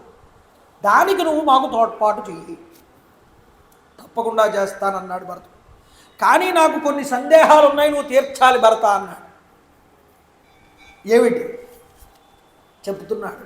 తమ్ముడు తాను నొంటిబడి తాపసులై వనభూమి నుండగా, తమ్ముడు తాను ఒంటిబడి తాపసులై వనభూమి నుండంగా, ఇమ్ముల గిట్టి పట్టి వధింపగా బోవుచునున్నవాడా. తమ్ముడు అన్నగారు కలిసి ఒంటరిగా అరణ్యాల్లోకి వెళ్ళి వనవాసం చేస్తూ ఉంటే నువ్వు ఇంతమంది సైన్యాన్ని వెంట పెట్టుకుని వచ్చి వధించడానికి ఏమైనా ప్రయత్నం చేస్తున్నావా? మీ అన్నగారికి ఆ దుర్బుద్ధితో రాలేదు కదా. ఎందుకు ఈ అనుమానం కలిగిందంటావేమో, అది కూడా చెప్తున్నాను విను. ఆయమ్మకు పుట్టినావట, ఆయమ్మకు పుట్టినావట, అక్కడ నీ తలపేమి చెప్పు.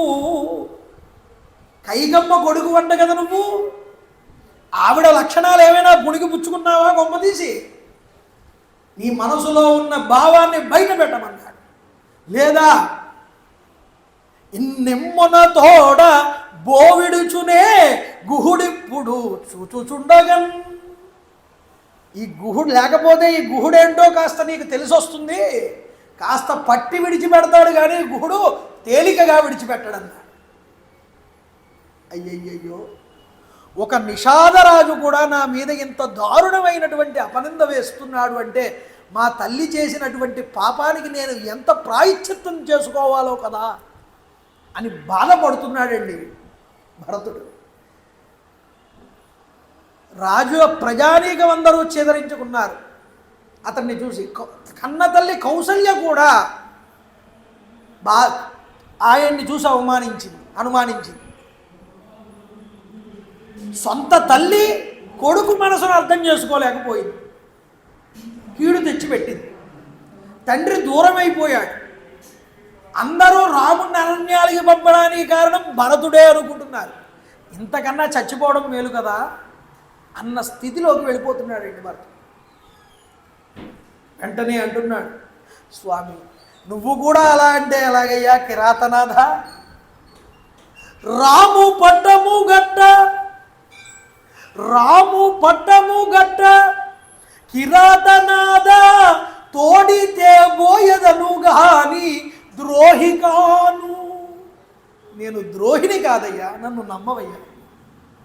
రాముడికి పట్టాభిషేకం కట్టడానికే వెళ్తున్నాను కానీ ఆయన్ని బతిమాలి తీసుకువెళ్ళడానికి అడవుల రామచంద్రుడు, నిన్న చెప్పుకున్నాము ఈ మాట, అడవుల రామచంద్రుడు జటాజినముల్ ధరించియుండా నే పుడమి ధరించి భోగములు పొందగలనటే ఇటి చొప్పులే ఎడగలవింకా అన్న మొగమేమి తెరంగున చూతును నీ పాపపు కడుపునంబుట్టి ఈ భువనగర్హకు పాత్రుడనైతి రాక్షసి. తల్లిని నిందించాడు. ఇంతటి దారుణానికి ఒడిగడతావా నువ్వు?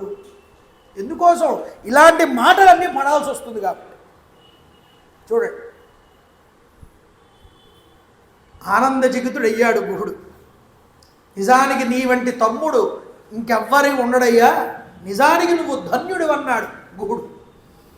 అప్రమేయమైనటువంటి అసాధ్యమైనటువంటి కోసల దేశ సామ్రాజ్యం నీకు ప్రాప్తించినా సరే దాన్ని త్యజించడానికి సిద్ధపడుతున్నటువంటి వాడివి.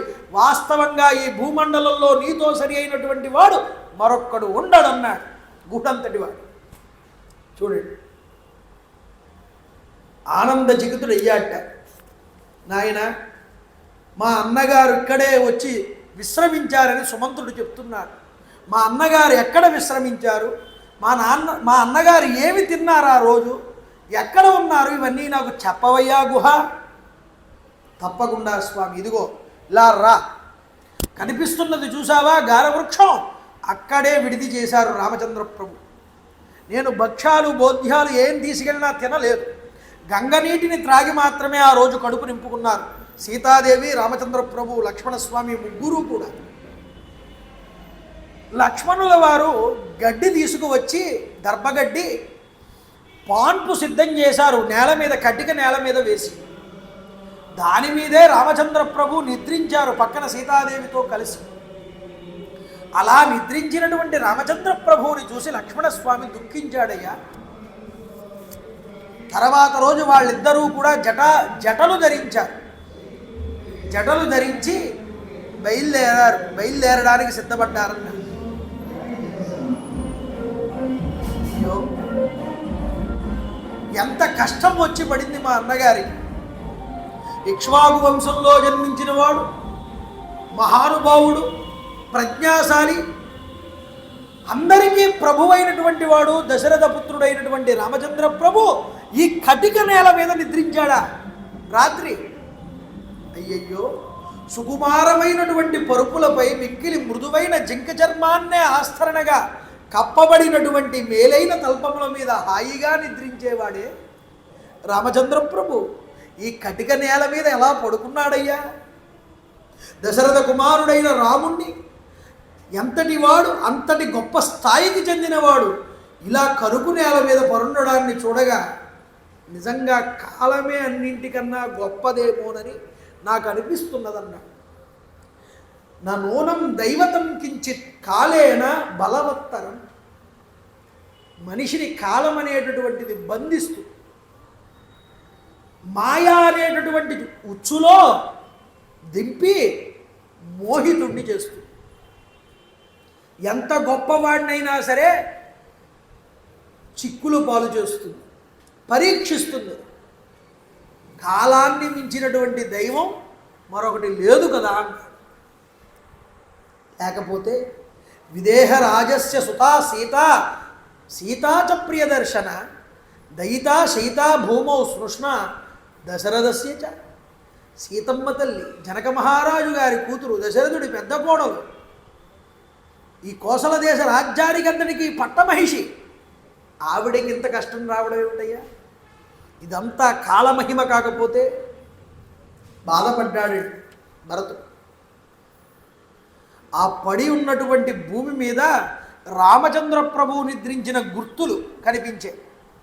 ఆ దర్భగడ్డి నలిగిపోయి ఉన్న గుర్తులన్నీ, శరీరం మీద కింద నలిగినటువంటి దర్భలన్నింటినీ చూశాడు. ఇదిగో మా అన్నగారు నిద్రించినటువంటి గుర్తులు ఇవిగో అని చూపించాడు శత్రుఘ్నుడికి. అన్నగారు పక్కన సీతమ్మ తల్లి నిద్రించినప్పుడు బంగారం నుంచి పట్టుకుని వేలాడినటువంటి బంగారు కణాలు ఈ దర్భగడ్డికి గుచ్చుకుని ఉన్నాయి. ఇవిగో గుర్తులన్నీ ఇక్కడే ఉన్నాయని చూపించాడు. దర్శనం చేసుకున్నారు. మా అన్నగారు జటాజీనములు ధరించారా? ఎంత కష్టం వచ్చిందో. అడవుల రామచంద్రుడు జటాజినములు ధరించియుండా. ఈ జటాజీన ధారి అయి ఎలా ఉన్నాడో కదా మా రామచంద్ర ప్రభు, మా అన్నగారు. ఎవరా పుణ్య తపోవనాంతరములో అవలీ పల్లవ సయ్యపై అతడు లీలామానుషుండైన రాఘవుడేనా అంటారు ఒక కవి. చూడలేకపోతున్నామయ్యా నీ యొక్క ముని సదృశమైనటువంటి వేషాన్ని. చూడల్లే ముర తండ్రి వల్కలమటుల్ చుట్టంగా కంజూపులే మాకు మేలికొత్తడి అగున్. నీరవును మాగుండే వ్రేలాడెంజొచ్చెనవేమిటోయి తల నీలాలం జడల్గూడనా వీడం రాధకోవిని వ్రత సమాప్తించేయు పర్యంతము. ఈ జటాధీన దారుణమేమిటి స్వామి, చూడలేకపోతున్నామంటున్నారు భక్తులు. బాధపడిపోయి ఆ రోజు రాత్రి గడిచిన తర్వాత తెల్లవారగానే తాను కూడా మర్రి వృక్షం పాలు తెప్పించుకుని అన్నగారైనటువంటి భరతుడు, తమ్ముడైన శత్రుఘ్నుడు ఇద్దరూ జటలు కట్టుకున్నారు. మా అన్నగారు జటలతో ఉంటే నేను కూడా జటలతోనే ఉంటానన్నాడు భరతుడు. సిద్ధపడుతున్నారు ప్రయాణానికి. ఈ నావని యువతల వైపు నుంచి అవతల వైపుకి ఎక్కిస్తున్నారండి జనాలు. కొన్ని పడవల నిండా ఆడవాళ్ళని ఎక్కించారు, కొన్ని పడవల నిండా పురుషులను ఎక్కించారు, కొన్ని పడవలలో రథాలను ఎక్కించారు, కొన్ని పడవలలో గుర్రాలను ఎక్కించారట. ఎక్కించి అవతల వైపుకు దింపుతున్నారు, మళ్ళీ వస్తున్నారు, ఎక్కించుకుంటున్నారు, సామాన్లని అన్నింటినీ దింపుతున్నారు అవతల వైపు. కొంతమంది నదిలో దూకి ఈత కొట్టుకుంటూ అవతల ఒడ్డుకు వెళ్తున్నారు. ఏనుగుల మీద కూర్చుని మావటి వాళ్ళు ఏనుగుల్ని గంగా నదిలో నుంచి తీసుకువెళ్తున్నారట. రెక్కలు కలిగిన పర్వతాలు ఎలా ఉంటాయో అలా కనిపిస్తున్నాయి ఏనుగులు అంటాడు వాల్మీకి. అంత పెద్ద సంభారంతో భరతుల వారు ఆ యొక్క గంగా నదిని దాటారండి యువతల వైపు. చూడండి, క్రమక్రమంగా వత్సదేశాన్ని చేరుకుని అవతల ఒడ్డుకు చేరగానే కీకారణ్యం అదంతా అప్పట్లో. ఆ కీకారణ్యం గుండా ప్రయాణం చేస్తూ వెళ్తున్నాయి రథాలు, గుర్రాలు, ఏనుగులు అన్నీ కూడా. పెద్ద ధ్వని. వత్సదేశం దాటగానే గంగా యమున సంగమ స్థానమైనటువంటి ప్రయాగ క్షేత్రానికి చేరుకున్నామన్నారు. భరతుల వారు సైన్యాన్నంతటినీ ఇక్కడే ఆప్ చేయండి అన్నారు. ధూమాలు కనిపిస్తున్నాయి అదిగో ఆకాశంలో. భరద్వాజ మహర్షి యొక్క ఆశ్రమం అదన్నారు. సబ్రాహ్మణస్య ఆశ్రమమభ్యుపేత్య మహాత్మనో దేవపురోహితస్య దదర్శ రమ్యోటజ వృక్షషండం మహాద్వనం విప్రవరస్య రమ్యం. దేవస్థల యొక్క గురువు అన్నాడండి. దేవతల గురువు ఎవరండి? బృహస్పతి. బృహస్పతి యొక్క కొడుకే భరద్వాజుడు. పురోహితుడు కొడుకు కూడా దేవతలకు పురోహితుడు కాదు. అందువల్ల ఇక్కడ వాల్మీకి ఏం మాట వాడాడు? మహాత్మనో దేవ పురోహితస్య అన్నాడు. ఆ దేవ పురోహితుడు భరద్వాజుడు యొక్క ఆశ్రమం భరతుల వారు దర్శించారుటండి. వయోవృద్ధుడు, ఋషిశ్రేష్ఠుడు భరద్వాజముని దర్శించేసి ఆ వృక్షాలతో అలరారుతున్నటువంటి పర్ణశాలలోకి ప్రవేశించాడు. ప్రవేశించగానే కొద్ది దూరంలోనే భరద్వాజ మహర్షి వారు కనిపించారటండి. సందర్శనే తస్య భరద్వాజస్య రాఘవ. పురోహితుడు వెంట ముందరకి వచ్చారు శిష్యులందరూ కూడా. భరద్వాజ మహర్షి ఆతిథ్యం ఇచ్చాడు, అర్ఘ్యపాద్యాదులు సమర్పించాడు. వశిష్ఠుల వారు భరతుడు కూడా తమ తమ ప్రవరులు చెప్పుకుని నమస్కారం చేశారట. ఎవరికి? భరద్వాజ మహర్షి వారికి. వశిష్ఠో భరతశ్చైనం పప్రశ్చతు రణామయం శరీరే అగ్నిషు వృక్షేషు శిష్యేషు మృగపక్షిషు. కుశల ప్రశ్నలు అడిగారు వశిష్ఠుల వారు భరతుల వారు. ఏమని? ఏమయ్యా, ఆయురారోగ్యములు బాగున్నాయా? అగ్నికార్యాలని, వృక్ష సంపదని, శిష్యులని, మృగాలని, పక్షుల్ని అన్నీ కూడా చక్కగా ఇక్కడ విలసిల్లుతున్నాయా అని అడిగి తెలుసుకున్నారు. భరద్వాజుడు అడుగుతున్నాడండి భరతుల వారు, కిమిహాగమనే కార్యం తవ రాజ్యం ప్రశాసత. ఏమయ్యా భరత, రాజ్యభారాన్ని విడిచిపెట్టేసి హాయిగా రాజ్యమంతా నీ చేజిక్కింది కదా, అంత రాజ్యాన్ని హాయిగా భోగించకుండా ఎందుకయ్యా ఈ అరణ్యాలను పట్టుకుని నా దగ్గరకు వచ్చావని అడిగాడు. ఈయన పరీక్షిస్తున్నాడండి భరతుడిని. చూడండి, ఏతదా చక్ష్వా మే సర్వం నహిమే శుద్ధ్యతే మనః. ఇక్కడికి రావడానికి గల కారణమేమిటి? ఈ విషయాన్ని పూర్తిగా అడుగుతున్నాను, నాకు చెప్పు. సశువేయం అమిత్రగ్నం కౌసల్యానందవర్ధనం భ్రాత్రా సహ సహభార్యో యః చిరం ప్రవ్రాజితో వనం. కౌసల్యాదేవి గర్భంలో జన్మించిన రామచంద్రుడు అందరికీ ఆనందాన్ని కూర్చేవాడు, శత్రువుల్ని రూపుమాపేవాడు. లక్ష్మణుడితో భార్య అయిన సీతాదేవితో కలిసి అరణ్యాలకి పంపబడ్డాడు. అలాంటి రాముడికి అతడి తమ్ముడైనటువంటి లక్ష్మణుడికి కశ్చిన్న తస్య పాపస్య పాపం కర్తుమిహేచ్ఛసి ఆకంటకం భోక్తుమానాం రాజ్యం తస్యానుజస్య చ. ఆ రాముడికి లక్ష్మణుడికి ఏదైనా కీడు తలబెడదామని, రాజ్యాన్ని నిష్కంటకం చేసుకుందామని ఏదైనా దుర్బుద్ధితో వచ్చావా? ఈయన కూడా అదే ప్రశ్న వేశాడు. అయ్యా, ఇందాక వస్తూ ఉంటే నిషాదరాజైనటువంటి గుహుడు కూడా ఈ ప్రశ్నే వేశాడు నన్ను. వాడు ఆటవికుడు కాబట్టి వాడికి ఏమీ తెలియకపోవచ్చు. మీరన్నీ తెలిసిన సర్వజ్ఞుడు, భూత భవిష్యత్ వర్తమాన కాలాల్ని మీరు దర్శించగలరు. అలాంటి మీరు కూడా నన్ను ఇలా ప్రశ్న వేయడం భావ్యం కాదన్నాడు. బాధపడిపోయాడు.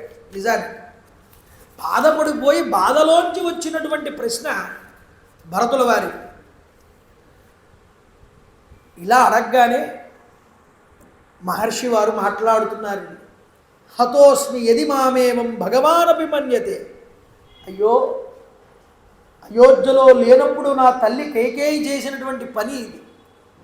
ఆవిడ చేసినటువంటి ఈ పని నాకు అన్నటికీ సమ్మతం కాదు. ఇందుకు నేను సంతోషించట్లేదు, దుఃఖిస్తున్నాను స్వామి అని. అహంతుతం నరవ్యాగ్రం ఉపయాత ప్రసాదత. అయ్యయ్యో, రామచంద్ర ప్రభువునికి నమస్కారం చేసి బతిమాలి అయోధ్యకి తిరిగి తీసుకువెళ్ళి ఆయనకి పట్టాభిషేకం చేయడానికి తప్ప మరో ఉద్దేశ్యంతో నేను వెళ్ళట్లేదు స్వామి. వశిష్ఠుడు మొదలైన ఋత్విజులు ఎల్లరూ కూడా భరద్వాజుడితో చెప్తున్నారు, ఏమయ్యా మహాముని, ఇందులో భరతుడి దోషమేమీ లేదు. దయతో ఆయన్ని అనుగ్రహించు, నిన్ను ప్రార్థిస్తున్నాడు, ఆయన్ని అనుగ్రహిస్తే కాస్త కుదుట పడతాడన్నా. అప్పుడు చెప్పాడండి భరద్వాజుడు, జానే చైతన్మనస్తం తే దృఢీకరణమస్వితి అపృచ్ఛం త్వాం తథా అత్యర్థం కీర్తిం సమవివర్ధయన్ను. పోయి నరోత్తమ భరత, నువ్వే లక్ష్యం పెట్టుకున్నావో అది నాకు తెలుసు. దానికై నువ్వు పూనుకున్నటువంటి సముచితములైనటువంటి గురుజనుల సేవ, ఇంద్రియ నిగ్రహము, సజ్జనుల్ని అనుసరించడం అనేటటువంటి 3 లక్షణాలు ఉన్నాయే, ఈ 3 లక్షణాలు రఘువంశ ప్రభువుల యందు సహజంగానే బాసిల్లతాయి. నీ మనస్సులోని సత్సంకల్పాన్ని నేను ముందుగానే ఎరుగుదును నాయనా. నీ మనసేమిటో నలుగురికి కూడా తెలియాలి కదా. నీ మనస్సుని, నీ మనోభావాన్ని నలుగురికి తెలియజేయడానికే నిన్ను ఈ ప్రశ్న వేశానన్నాడు భరద్వాజు. నీ కీర్తి అంతటా వ్యాప్తి చెందుతుంది ఇలా నేను అడగడం వల్ల. శ్రీరాముడు సీతాలక్ష్మణులతో కూడి నివసిస్తున్న ప్రదేశాన్ని నాకు తెలుసు. ప్రస్తుతం వారు చిత్రకూట పర్వతం దగ్గర ఉన్నారు. కాబట్టి నాయన, రేపు నువ్వు వెళ్దీయాలి రామచంద్ర ప్రభు దగ్గరికి కలవడానికి. ఈరోజు నేను ఇక్కడ నీకు ఆతిథ్యం ఇవ్వాలనుకుంటున్నాను, నీకు నీ పరివారానికి. ఈరోజు రాత్రి ఇక్కడ నువ్వు విడిది చేయవలసింది, నా కోరికను తీర్చమన్నాడు. తర్వాత నమస్కారం చేసి భరతుడు అన్నాడు, స్వామి, మీరు మాకు అర్ఘ్యపాద్యాదులతో, వనంలో లభించేటటువంటి ఫల మూలాదులతో అప్పుడే మాకు ఇందాకనే మీరు ఇచ్చున్నారు ఆతిథ్యం, మీరు మళ్ళీ ఇవ్వడం ఎందుకు, మిమ్మల్ని మేము శ్రమ పెట్టడం కాకపోతే అంటే భరద్వాజుల వారు ఒక నవ్వు నవ్వారు. నవ్వి అదోవాచ భరద్వాజో భరతం ప్రహసన్నివ జానేత్వం ప్రీతి సంయుక్తం తుష్యేస్త్వం ఏనకేనచిత్. ఏమయ్యా భరత, నా యందు నీకు ఆదరాభిమానాలు ఉన్నాయి కాబట్టే నేను చిన్న ఆతిథ్యం ఇచ్చినా అది నీకు పెద్ద ఆతిథ్యం కింద కనిపించింది. నువ్వు ఒక్కడవే వచ్చావే నా దగ్గరికి, నీ సైన్యాన్ని అంతటినీ ఇక్కడికి ఎందుకు తీసుకురాలేదు అని అడిగాట భరద్వాజుడు. అయ్యా, నేను చాలామంది పరివారాలతో వచ్చాను ఇక్కడికి, వాళ్ళందరూ ఇక్కడికి వస్తే కోలాహలంగా ఉంటుందని, మీ ప్రశాంతమైన వాతావరణానికి ఇక్కడ నివసించేటటువంటి జీవులకి ఇబ్బంది కలుగుతుందనేటటువంటి దృష్టితో నేను వాళ్ళని ఇక్కడికి తీసుకురాలేదన్నా. ఏమీ పర్వాలేదు, వాళ్ళందరినీ ఇక్కడికి తీసుకురా అన్నాడు. మీ అందరికీ కూడా, వచ్చిన వాళ్ళందరికీ కూడా నేను ఆతిథ్యం ఇస్తానన్నాడు. వెంటనే సరే అని భరతులు వారు వెళ్ళారు. ఈయన అగ్నిశాలలోకి ప్రవేశించాట ఋషి భరద్వాజుల వారు. లోపలికి వెళ్ళి ఆచమనం చేసి పెదాలు కళ్ళు తుడుచుకుని సంకల్పం చేసి వరుణుణ్ణి, ఇంద్రుణ్ణి, యముణ్ణి, కుబేరుణ్ణి మొదలైన దేవతలందరినీ ఆహ్వానం చేశాడు. వీళ్లతో పాటు ఎవరిని ఆహ్వానం చేశాడో చెప్తున్నారు చూడండి. ఆహ్వయే విశ్వకర్మాణం అహం త్వష్టారమేవ చ ఆతిథ్యం కర్తుమిచ్చామి తత్ర మే సంవిధీయతాం. విశ్వకర్మని పిలిచాట. అంతేకాదు గృహోపకరణాలన్నింటినీ కూడా సిద్ధం చేయమన్నట్టు కుబేరుణ్ణి ఆహ్వానం చేశాడు. ఆతిథ్యం భరతాదులు వచ్చిన వాళ్ళందరికీ ఆతిథ్యం ఇమ్మన్నాడు. ఆహ్వయే లోకపాలాం స్త్రీన్ దేవాన్ శక్రముర్కాంస్తదా. దేవేంద్రుణ్ణి పిలిచి అప్సరస గణాలందరినీ కిందకి దింపమని చెప్పాడు. అప్సరసలందరూ వచ్చారటండి. వీళ్లే కాదు, ఆహ్వయే దేవగంధర్వాను విశ్వావసుహాహును తదైవాప్సరసో దేవి గంధర్వీశ్చాపి సర్వసహ. గంధర్వులందరినీ దింపాట. ఎందుకు? సంగీత కచేరీ చేయడానికి. ఆహా ఊహు, అలాగే నారదుడు, తుంబురుడు మొదలైన వాళ్ళు కూడా వచ్చారు కిందకి. తదైవ అప్సరసోదేవి గంధర్వీశ్చాపి సర్వసహ. అప్సరసులు వచ్చారు కిందకి. మృతాచి, మద విశ్వాచి, మిశ్రకేశి, అలంబుషాం, ఇలాంటి గొప్ప గొప్ప స్వర్గంలో నివసించేటటువంటి దేవకన్యలందరినీ కిందకి దింపాటండి. అంతేకాదండి, భోజన పదార్థాలన్నింటినీ సిద్ధం చేయడానికి నదుల్ని, అగ్నిహోత్రుణ్ణి పిలిచాట. అగ్ని, నీరు రెండు ఉండాలి కదా ఏదైనా వండాలి అంటే. అంతేకాదండి, గొప్ప గొప్ప రసాలు, ఫలరసాలన్నింటినీ కూడా ఏర్పాటు చేయించాడు. ఖర్జూరాది పళ్ళనన్నింటినీ కూడా తెప్పించాడు. వీళ్ళందరినీ కూడా ఏర్పాటు చేయించారు ఇక్కడ. అంతేకాని చైత్యరథము అనేటటువంటి దేవలోకంలో ఉండేటటువంటి వనాన్ని భూమి మీదకి తీసుకొచ్చాట. ఆ ప్రదేశంలో ఉన్నటువంటి వనాలన్నీ కూడా గొప్ప ఉద్యానవనాల కింద మారిపోయాయి అన్నాడు వాల్మీకి మహర్షి. ముని తలుచుకుంటే ఎంతసేపటి తపశ్శక్తి. ఆయన తపస్సు దేనికి ఖర్చు పెడుతున్నాడు? రాముడి కార్యార్థమై రాముడి కోసం వస్తున్న వాళ్ళందరికీ సేవ చేయడానికి ఖర్చు పెడుతున్నాడు. అంటే రాముడికి ఖర్చు పెట్టినట్టే. ఎవడైతే తన విభూతిని, తనకున్నదాన్ని భగవంతుడి కోసం ఖర్చు పెడుతున్నాడో అది వాడికి అక్షయం అవుతుంది. నిజానికి అది ఖర్చు అయినట్టు కాదు లెక్కలోకి, అది అక్షయం అవుతుంది. తను చేసుకున్న తపస్సునంతటినీ రామకార్యార్థమై వస్తున్న వాళ్ళకి దారపోశాడు ఋషి. ఇది భరద్వాజుడి యొక్క భక్తి అంటే గుర్తుపెట్టు. గుహుడు భక్తుడు, భరద్వాజుడు భక్తుడు, భరతుడు భక్తుడు, శత్రుఘ్నుడు భక్తభక్తుడు, లక్ష్మణుడు భక్తుడు. ఎంతమంది భక్తుల యొక్క విశేషాలన్నీ కనిపిస్తున్నాయి మనకి. భక్తి రసాన్ని చక్కగా చూపిస్తున్న అయోధ్యకాండని మీకు మొదటి రోజు చెప్పాను. రాముడి కోసం, వారి కోసం వచ్చిన వారందరికీ కూడా ఆతిథ్యం ఇచ్చాడు. అందరూ వచ్చారు, అప్సరసలందరూ వచ్చారు.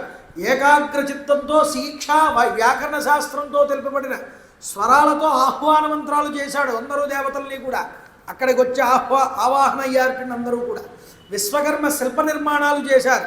ఒక్కొక్కరికి గొప్పదైనటువంటి భవనాలు, ఎవరికి వాళ్ళకి ఇండివిజువల్ భవనాలు కట్టాడు అందరికీ కూడా. అంతసేపు దేవత మాయండి. ఒక్కసారి ఇలా కళ్ళు మూసుకుని తెరవగానే అంతటా ప్రత్యక్షం అయిపోయింది ప్రదేశం అంతా కూడా. వీళ్ళు వెళ్ళిపోగానే మాయమైపోయింది మొత్తం అంతా కూడా. ఇది దేవతాశక్తి. దేవతాశక్తి కూడా ఒక సామాన్యమైన మానవుడి కోసం భూమి మీదకి వచ్చింది అంటే అతను ఎంత ధర్మాత్ముడో, ఎంత సత్యవాక్ పరిపాలకుడో మనకు అర్థమవుతుంది. దేవతల మనస్సుల్ని చోరగొన్నాడు రాముడు మానవుడిగా ప్రవర్తించి. చూసారా? కాబట్టి షడ్రశోపేతమైన దివ్య భోజనాలన్నీ సిద్ధమయ్యాయి. వచ్చినవాడు తిన్నంత హాయిగా తినడం, విహరించడం. ఒక్కొక్కడికి 20 మంది పరిచారికులు, వాడికి స్నానం చేయడానికి పక్కన, వీపు రుద్దడానికి ఒకళ్ళు, వాడి దగ్గర తీసుకుంటే ఇలా చెయ్యి తీసి ఇలా పక్కకు పట్టుకోకుండానే వాడికి అందించేస్తున్నారు. తీసుకొచ్చి వాడికి ఏం కావాలో అది. ప్రతి ఒక్కడు ఆ ఆనందంలో తన్మయత్వాన్ని పొందుతున్నారట. మనకు అయోధ్య అక్కర్లేదు, అరణ్యము అక్కర్లేదు, రాముడు అక్కర్లేదు, భరతుడు అక్కర్లేదు, మనం ఇక్కడే ఉండిపోదాం, ఇక్కడ హాయిగా ఉంది మనకు అనుకుంటున్నారట. అలాంటి సుఖభోగాలన్నీ కల్పించాడండి. ఎందుకు కల్పించాడు? రాముడికి సమర్పించాడు సరే, ఇక్కడ ఒక గొప్ప అంతరార్థం ఉన్నది. భరతుడిని పిలిచాడు. నాయనా రావయ్యా, అదిగో సభ. ఒక పెద్ద సభ తీర్చాడు అక్కడ, విశ్వకర్మ చేత కట్టించాడు. రాజసింహాసనం ఉన్నది. పక్కనన్నీ కూడా మామూలు రాజులు కూర్చునే, మంత్రులు కూర్చునే సింహాసనాలు ఉన్నాయి. అదిగో చూడు, అధిష్ఠించు దాన్ని అన్నాడు. ఎవరు? భరద్వాజుల వారు భరతుల వారిని పిలిచి. అన్ని భోగాలు అనుభవించిన తర్వాత ఇంకా ఈ భోగాలలో తన్మయత్వాన్ని పొందాడా భరతుడు లేదా? పరీక్ష అటువంటి భరతు మహర్షి యొక్క పరీక్ష. మిగతా వాళ్ళందరూ తన్మయత్వాన్ని పొందారు. ఇంకా మాకు రాముడు అక్కర్లేదు, భరతుడు అక్కర్లేదు, అయోధ్య అక్కర్లేదు, అరణ్యం అక్కర్లేదు, ఇక్కడే ఉండిపోతాం అనుకున్నారు. మరి ఈ భోగాలన్నీ భరతుడు అనుభవించాడు. ఆ పైకెక్కి సింహాసనం మీద కూర్చోవయ్యా అంటే ఒక పువ్వు తీసుకుని పళ్ళల్లో నుంచి పువ్వులు ఆ సింహాసనంలో వేసి నమస్కారం చేసి సింహాసనానికి భరతుడు ఇన్ని సుఖాల భోగాల్లో కూడా అతడి బుద్ధి పక్కకి చెదరలేదు. ఇంత సుఖభోగాల్లో కూడా ఆయన ఈ స్థానం ఎప్పుడు మా అన్నగారిదేనండి అన్నట్టు భరద్వాజుడు. అతని పక్కన సహచర్యుడిగా కూర్చోవలసిన సింహాసనం ఉన్నదే, చిన్నదే, అది నాది, నేను అక్కడ కూర్చుంటానని అక్కడికి వెళ్ళి కూర్చున్నాను. అసలైనటువంటి భక్తిపరుడివి నువ్వేనయ్యా భరత. ఏ భక్తి గుణం, ఏ ధర్మం, ఏ దృష్టి, ఏ సంకల్పం నిద్రయందు, మత్తు యందు, లేకపోతే శరీరం యొక్క తన్మయత్వం చెందినప్పుడు కూడా విస్మరించకుండా తన సంకల్పం మీదే నిలబడి భగవంతుణ్ణే గుర్తిస్తాడో వాడికన్నా భక్తుడు మరొకడు ఉంటాడు. భోగాలు వచ్చినప్పుడు మైమరిచిపోయి గర్వాన్ని పొంది పదవీ వ్యామోహంతో ఆ యొక్క ప్రేరణతో ఎవరిని లెక్క చేయడు ఒక్కొక్కడు. అది కాదుట. నువ్వు ఎంత ఎత్తుకెదుగు, ఎన్ని సుఖాలు అనుభవించు, ఎన్ని భోగాలు అనుభవించు, దీనికి అంతటికీ మూలకారకుడు ఎవరో అతన్ని మర్చిపోకు. ఎన్ని భోగాలు అనుభవించినా, అప్సరస స్త్రీ వచ్చి సేవలు చేసినా అవన్నీ కూడా విడిచిపెట్టేసే ఆ సమయంలో సింహాసనం చూడగానే ఇది నాది కాదు, ఇది మా అన్నగారిది అన్నాడు. అది రావాలి మనిషికి ఎవరికైనా. ఇది నాది కాదయ్యా, ఇది పరమేశ్వరుడు నాకు ఇచ్చిన విభూతి, ఆయన ఉన్నంతకాలం వాడుకుంటాను, ఆయన తీసేసుకుంటే తీసుకుపోతాడు. అప్పుడు కూడా నిశ్చలంగా ఉంటాడు. అప్పుడు నిజమైనటువంటి భక్తుడు. ఆ భక్తి భరతుడిలో ఉన్నదని చూపించారండి ఇక్కడ. అది చూపించాలి, నలుగురికి తెలియాలి భరతుడి మనసేమిటోనని ఇంత ఆతిథ్యం ఇచ్చాడు. ఇంత గొప్ప ఆవిష్కరణని, మనిషి యొక్క బుద్ధిని ఆవిష్కరింపజేయడం కోసం నా తపస్సు కరిగిపోయినా పర్వాలేదు అనుకున్నాడు మహర్షి. చూసారా, లోక శ్రేయస్సు కోసం, నలుగురిని మంచి మార్గం వైపు నడపడం కోసం వాళ్ళు ఎంతైనా దారపోస్తారు తపస్సు. అందుకనే వాళ్ళు ఋషులయ్యారు, మేలు కోరతారు కాబట్టి. కాబట్టి యజ్ఞదాచరతి శ్రేష్ఠ తత్తదేవే ఇతరో జనః. ఒక గొప్పవాడు నడుచుకున్న మార్గం ఉన్నదే, ఆ మార్గాన్నే పట్టుకుని మిగతా వాళ్ళందరూ నడుస్తారు. ఈరోజు రాముడి యొక్క తమ్ముడు నడుచుకున్న మార్గాన్ని నలుగురికి ఆదర్శంగా చూపించాలనుకున్నాడు. దానిలో సఫలీకృతుడయ్యాడు భరద్వాజ. ఏమండి, అందువల్లే భరద్వాజ ఆతిథ్యం ఒక గొప్ప సన్నివేశం కింద కీర్తించబడింది రామాయణంలో. తర్వాత రోజు నమస్కారం చేసి, ఏమయ్యా మీ తల్లులను నాకు పరిచయం చేయలేదేమిటన్నారు. వెంటనే నమస్కారం చేసి, అయ్యా చూడండి ఇక్కడ ఇంకో మాట చెప్తున్నారు. నారదుల వారు భక్తి సూత్రంలో ఒక మాట చెప్తారు, తస్మిన్ తజ్జనే భేద అభావతు అని. భగవంతుడు వేరు, భగవంతుడి యొక్క భక్తులు వేరు కాదుట. భగవద్భక్తులు వస్తే భగవంతుడికి ఎలా మనం సేవ చేస్తామో వాళ్ళకి కూడా అలా సేవ చెయ్యాలి అని భరద్వాజుడి ద్వారా చూపించారు. అప్పుడు మాతృమూర్తుల్ని పిలిచి చూపిస్తున్నాడు భరద్వాజుడికి, అయ్యా ఈవిడ రామమూర్తికి జన్మనిచ్చినటువంటి మహాపరమ సాధ్వి అయినటువంటి దశరథ మహారాజు గారి పెద్ద భార్య కౌసల్య. ఇదిగో ఈవిడ ఉన్నదే శత్రుఘ్నుడికి లక్ష్మణుడికి జన్మనిచ్చినటువంటి తల్లి, మహాత్మురాలు. కొడుకులు ఇద్దరు, ఒకళ్ళు పెద్దవాడి దగ్గర, ఇంకొకడు రెండో వాడి దగ్గర ఉంటే వాళ్ళిద్దరినీ వాళ్ళకి త్యాగం చేసినటువంటి మహాత్మురాలు. దశరథుడి యొక్క రెండవ భార్య సుమిత్ర అన్నాడు. ఇక మూడవ భార్య అయినటువంటి కైకే దగ్గరికి వచ్చాడు. ఇదిగోనండి కుంజరాశ్చ, ఇదిగోనండి యస్య కృతే నరవ్యాగ్రో జీవనాశావితో గతో రాజా పుత్రహీనశ్చ స్వర్గం దశరథో గతః. ఈమె నా తల్లి కైక. చాలా క్రోధ స్వభావురాలు, వివేక శూన్యం కలిగినటువంటి స్త్రీ. నేనే గొప్పదాన్ని, నేనే అందగత్తెని అనుకుంటూ ఉంటుంది ఎప్పుడూ కూడా. దశరథుడు ఈరోజు స్వర్గస్థుడవడానికి ఈవిడే కారణం, ఈవిడ కోరిన కోరికలే కారణం. ఈవిడ కడుపు ఎందు నేను చెడబుట్టానంటాడు. వెంటనే భరద్వాజుడు ఏమన్నాడో తెలుసా అండి, నాయన ఆ మాటే అనబోకన్నాడు. ఆ మాట నువ్వు అలా అనకూడదు తల్లిని. ఎందుకు అంటే నదోషేణ అవగంతవ్య కైకేయి భరత త్వయ రామా ప్రవ్రజనం హేతత్ సుఖోదర్కం భవిష్యతి. మీ తల్లి కైకేయిని నువ్వు తప్పు పట్టవద్దయ్యా భరత, ఆమె దోషం ఇందులో ఏమాత్రము కూడా లేదన్నాడు. శ్రీరాముడి యొక్క వనవాసం భవిష్యత్తులో అందరికీ కూడా సుఖశాంతుల్ని వర్ధింపజేస్తుంది. దేవానాం దానవానాంచ ఋషీణాం భవితాత్మనం.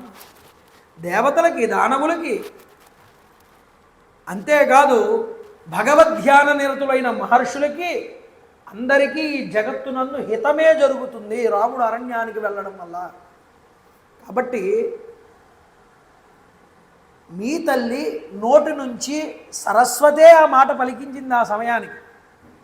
ఇందులో మీ తల్లి దోషం లేదు, ఆవిడ్ని తప్పు పట్టబోకు సుమా అని భరద్వాజుల వారు చెప్పారు. అయ్యా సెలవు ఇవ్వండి అన్నాడు. రామచంద్ర ప్రభువు వెళ్ళే మార్గం ఎక్కడున్నారో మార్గాన్ని చెప్పమన్నాడు. భరతుడి యొక్క విషయాన్ని గమనించి చెప్తున్నాడు ఇక్కడ ఆ యొక్క భరద్వాజుల వారు. నాయన, ఇదిగో ఇక్కడి నుంచి నువ్వు బయలుదేరి 2 క్రోసులు కనుక వెళ్ళావు అంటే 2 యోజనాల నర అంటే దగ్గరగా 30 కిలోమీటర్ల దూరం వెళ్తే యమునా నది అవతల ఒడ్డుకు చేరుకు. అక్కడి నుంచి ఇసుక తిన్నెల మీద నడుచుకుంటూ విశాలమైన ప్రదేశం వస్తుంది. 2 మార్గాలు కనిపిస్తాయి, తోపులు. అందులో ఎడమ ప్రక్కకి తిరిగి కాస్త ముందరికి వెళ్తే చిత్రకూట పర్వతం ముందుగానే మందాకిని నది ప్రవహిస్తుంది. ఆ మందాకిని నదికి చిత్రకూటం అనే పర్వతానికి ఆ మధ్య భాగంలో ఉన్నటువంటి ప్రదేశంలోనే రామచంద్ర ప్రభువు నివసిస్తున్నట్లుగా నాకు తెలుసు. కాబట్టి నువ్వు అక్కడికి వెళ్ళవలసింది అని ఆజ్ఞ ఇచ్చి పంపిస్తున్నాడు భరద్వాజుడు ఈ యొక్క భరత కుమారుల వారికి. చూడండి, ప్రయాణం అయ్యారు. ముందరికి సైన్యం అంతా వెళ్తోంది. గొప్పగా ధూమాలు కనిపించాయి. అందరి సైన్యాన్ని ఆప్ చేశాడు భరతుడు.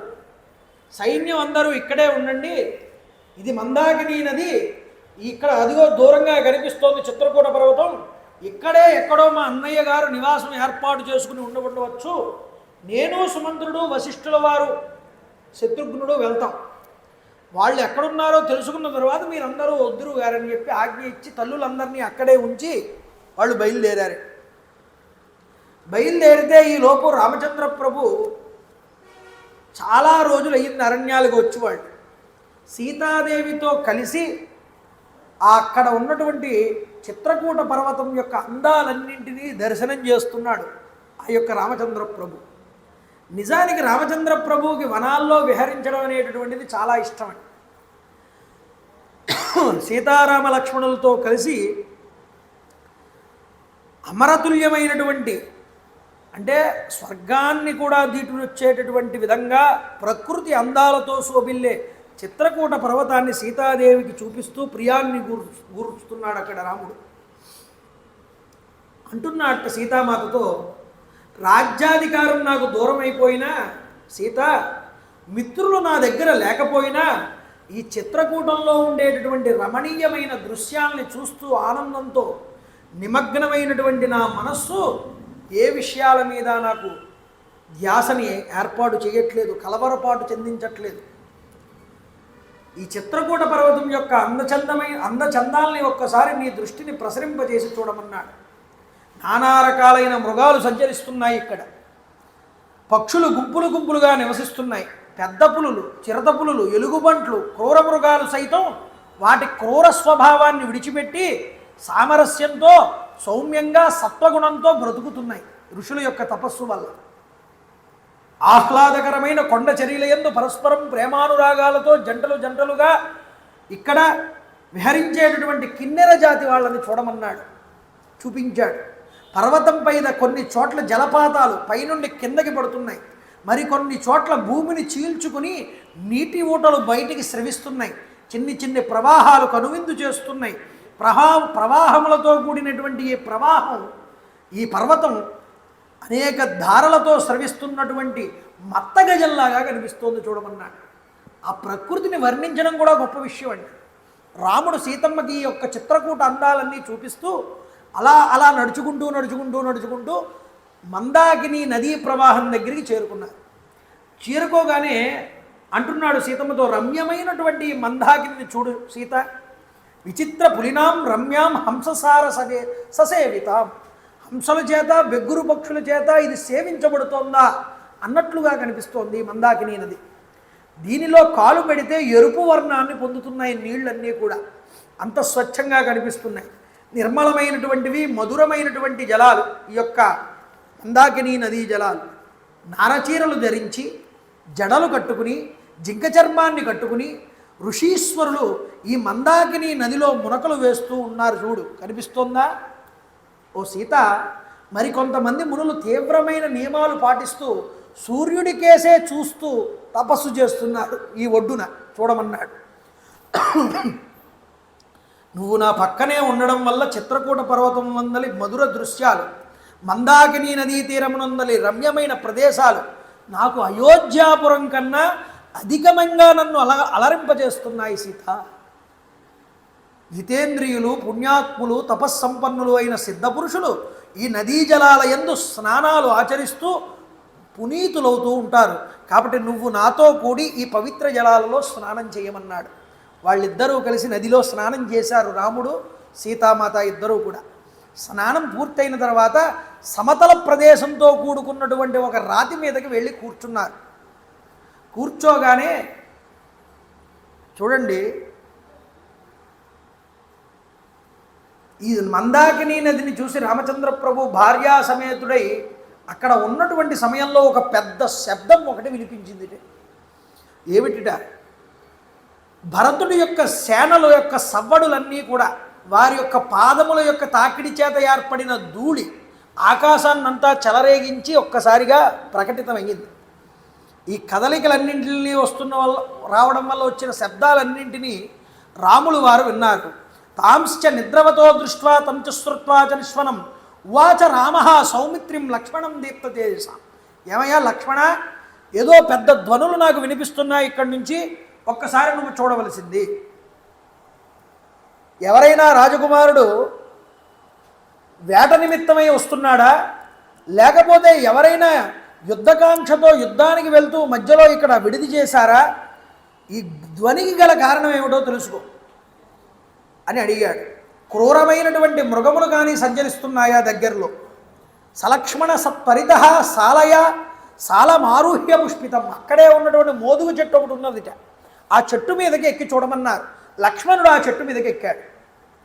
ఎక్కగానే భరతుడి యొక్క దివ్యమైనటువంటి సైన్యం అంతా కనిపిస్తోంది. దూరంగా ఒక సముద్రంలాగా ఉందిటండి అదంతా కూడా. వెంటనే అంటున్నాడు అన్నగారితో, అగ్నిం సంసమయాత్వార్య సీతాచ భజతాం గుహాం సజ్జం కురుష్వచాపంచ శరాంశ్చ కవచం తథా. అన్నయ్య, అగ్నుల్ని ఆప్ చేసేయి. ఆ పొగ వల్ల శత్రువులు మన యొక్క స్థానాన్ని కనిపెట్టవచ్చు. సీతాదేవిని తీసుకువెళ్ళి గుహలో దాచిపెట్టాయి. కవచాన్ని ధరించు, ఖడ్గాన్ని, బాణాల్ని, తూణీరాల్ని కట్టుకుని రా, మనం యుద్ధం చేయాల్సిన సమయం ఆసన్నమైందన్నాడు.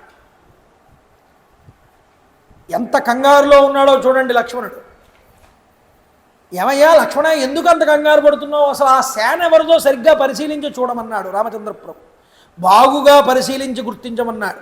ఏవముక్త్వాతు రామేణ లక్ష్మణో వాక్యమబ్రవీత్ దిదక్షన్నీవతాం సేనాం ఋషిద పావకో యదా సంపన్నం రాజ్యమిచ్చంతో వ్యక్తం ప్రాప్యాభిషేచనం అవాం హంతుం సమఖ్యేతి కైకేయీ భరతసుత.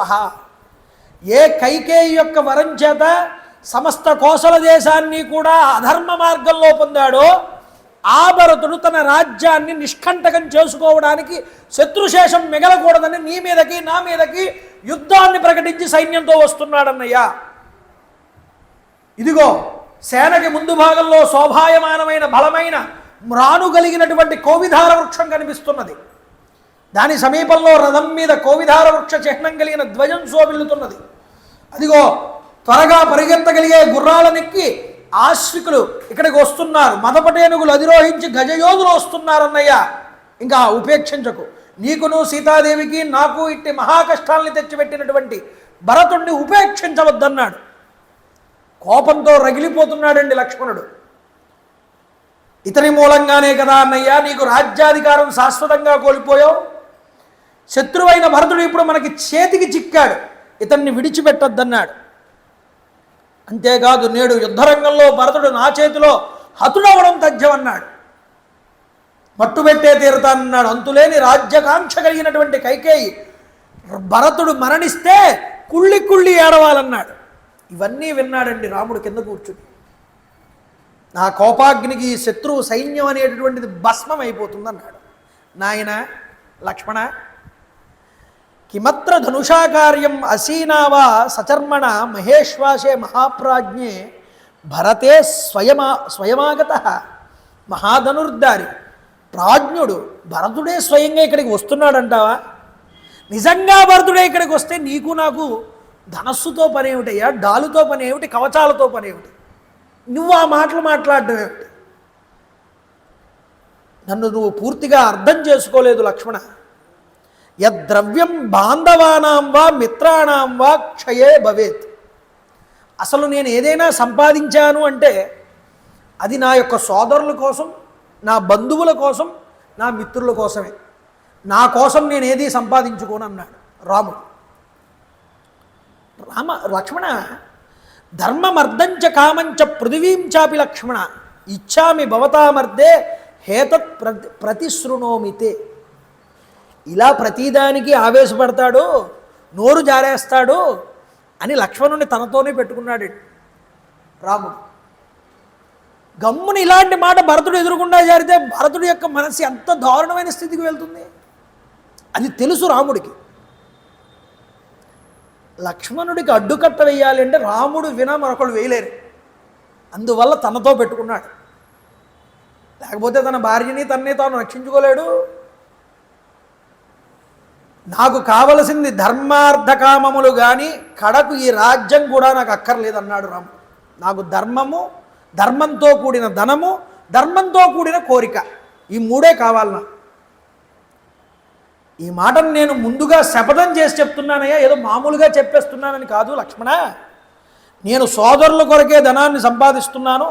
ఈ రాజ్యమైనా సరే వారి సుఖార్థమే కోరుకుంటాను తప్ప నాకు ఈ రాజ్యంతో కూడా పని లేదు. ఈ ఆయుధాల మీద ఒట్టు పెట్టి చెప్తున్నాను. నేనే నిజంగా నాకు రాజ్యం కావాలని కోరుకుంటే సముద్ర పర్యంతమైనటువంటి ఈ భూభాగాన్నే కాదు, ముల్లోకాలని కూడా నా యొక్క శక్తితో నేను సంపాదించుకోగలనన్నాడు. చూడండి, భరతుడి సోదర ప్రేమ నిరుపమానమైనటువంటిది. అది నువ్వు గ్రహించలేకపోతున్నావు లక్ష్మణ. అతడు నాకు ప్రాణాల కంటే ఎక్కువ ప్రీతిపాత్రుడు. భరతుడు క్రుద్ధుడై తన తల్లి అయిన కేకేయి మీద పరుష వచనాలు పలికి అప్రియమైనటువంటి వచనాలతో నిందించి తండ్రిని ప్రసన్నుణ్ణి చేసుకుని రాజ్యాన్ని నాకు అప్పగించడానికే ఇక్కడికి వస్తున్నాడని నువ్వు ఎందుకు అనుకోలేకపోతున్నావు? ఆ కోణంలో నువ్వు ఎందుకు దర్శించలేకపోతున్నావు భరతుణ్ణి? ఆలోచించు. విప్రియం కృతపూర్వం తే భరతేనా కదానుకిం ఈదృశం వాభయంతేభ్య భరతం యోత్ర శంకసే. లక్ష్మణ, ఇది వరకు ఎప్పుడైనా భరతుడు నీతో కానీ నాతో కానీ దురుసుగా ప్రవర్తించడం నువ్వు చూసావా? అతని కారణం చేత నీకు ఎప్పుడైనా భయం కలిగిందా? పోనీ ఇప్పుడు భరతుడిని శంకించడానికి నీ మనసులో అసలు కారణం ఏమిటో చెప్పు. భరతుడు ఇక్కడికి వచ్చినప్పుడు నువ్వు అతడితో పరుషంగా కానీ అప్రియంగా కానీ ఒకవేళ పలికితే అలా పలికిన మాటలు నీవు నన్ను ఉద్దేశించి మాట్లాడినట్టుగా లెక్క. కాబట్టి నువ్వు మాటను సంభాషించుకుని మాట్లాడు. భరతుడు ఇక్కడికి వచ్చినప్పుడు ఇది రాజ్యస్య హేతోస్త్వం ఇమాం వాచాం ప్రభాషసే. ముగ్గురు తమ్ముళ్ళు కూడా ఆయనకి ప్రాణ సమానులండి. నిజానికి ఏ తమ్ముడిని కూడా తక్కువ చేసుకోడు ఆయన. ఇది రాముడి దగ్గర ఉన్న గొప్ప గుణం. ఒక అన్నగారు ఇంటికి పెద్దగా తాను ఎలా ప్రవర్తించాలో చూపిస్తున్నాడు. ఇక్కడ కంగారు పడిపోతున్నటువంటి ఉద్విగ్నుడవుతున్నటువంటి లక్ష్మణుణ్ణి కూడా తన మాటల చేత ఎలా మాట్లాడి ఓదార్చాలో అలా ఓదార్చున్నాడు. ఇది రాజస్య హేతోస్త్వం ఇమాం వాచం ప్రభాషసే వక్ష్యామి భరతం దృష్ట్వా రాజ్యం అస్మై ప్రదీయతాం.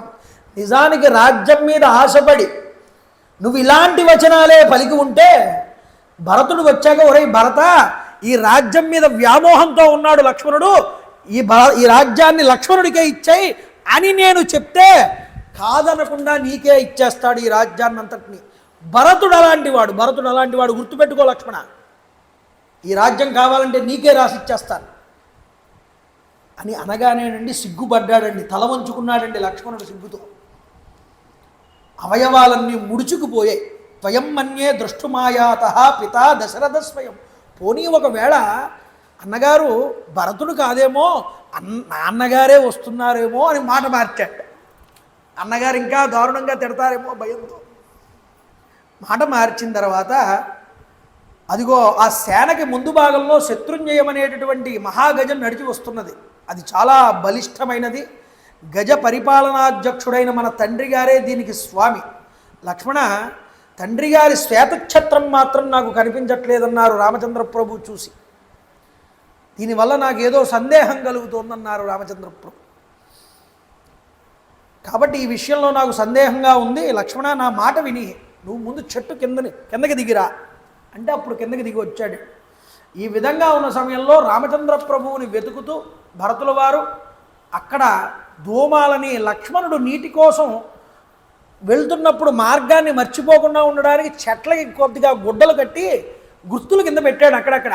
ఇవన్నీ లక్ష్మణుడు చేసే పనులే అని శత్రుఘ్నుడు కనిపెట్టాడు. ఇదిగో ఆ ఎదురుగుండా ధూమాలు కనిపిస్తున్నాయి, అక్కడే కొండ మీద ఉండి ఉంటారు రామచంద్ర ప్రభు, అక్కడికి నడవయ్యా అని భరతుడిని తీసుకుని వేగంగా తీసుకుని వెళ్తే అల్లంత దూరంలో ఒక కుటీరం కనిపించిందండి. రామదర్శనం జరుగుతుంది భరతుడికి. అన్నగారిని కలుసుకుంటాడు, జరిగిన సంఘటనలన్నీ చెప్తాడు. తండ్రి గారు చనిపోయారన్న వార్త విని తర్పణాలు ఇస్తారు రామచంద్ర ప్రభు. రామ భరత సమాగమనం అనేటటువంటిది జరుగుతుంది. అక్కడ జరిగినటువంటి విషయాలన్నీ చిట్ట చివరికి పాదుకా పట్టాభిషేకానికి దారితీస్తాయి. రేపటితో పాదుకా పట్టాభిషేకాన్ని పూర్తి చేసుకుని చక్కనైనటువంటి అరణ్యాకాండలోకి ఎల్లుండి నుంచి మనం అడుగు పెడదాం. చాలా గొప్పదైనటువంటిదండి. పాదుకా పట్టాభిషేకాన్ని ఎవ్వరూ విడిచిపెట్టకూడదు. అది వింటే ఉద్యోగాలు రాని వాళ్ళకి ఉద్యోగాలు వస్తాయిట, పెళ్లి కాని వాళ్ళకి పెళ్ళిళ్ళు అవుతాయిట, అధికారం రావాలి అనుకున్న వాళ్ళకి ఉన్నత పదవులు అలంకరించాలనుకున్న వాళ్ళు పట్టాభిషేకాన్ని కనుక వింటే పాదుకా పట్టాభిషేకానికి వాళ్ళకి ఆ పదవులు అలంకరిస్తారు. అంతటి శ్రేయస్సు కలిగినటువంటిది, అంత ధర్మపరమైనటువంటి మీమాంస చర్చ జరుగుతుంది భరతుడి మధ్య రాముడి మధ్య. ప్రజలు, ఇంటి పురోహితుడు, మంత్రులు, ఆఖరికి తమ్ముడు, తల్లులు ఎవరు చెప్పినా తాను ఇచ్చిన మాట మీద నిలబడినటువంటి ఏకైక రామతత్వం ఏమిటో రేపు ఆవిష్కృతం అవుతుంది.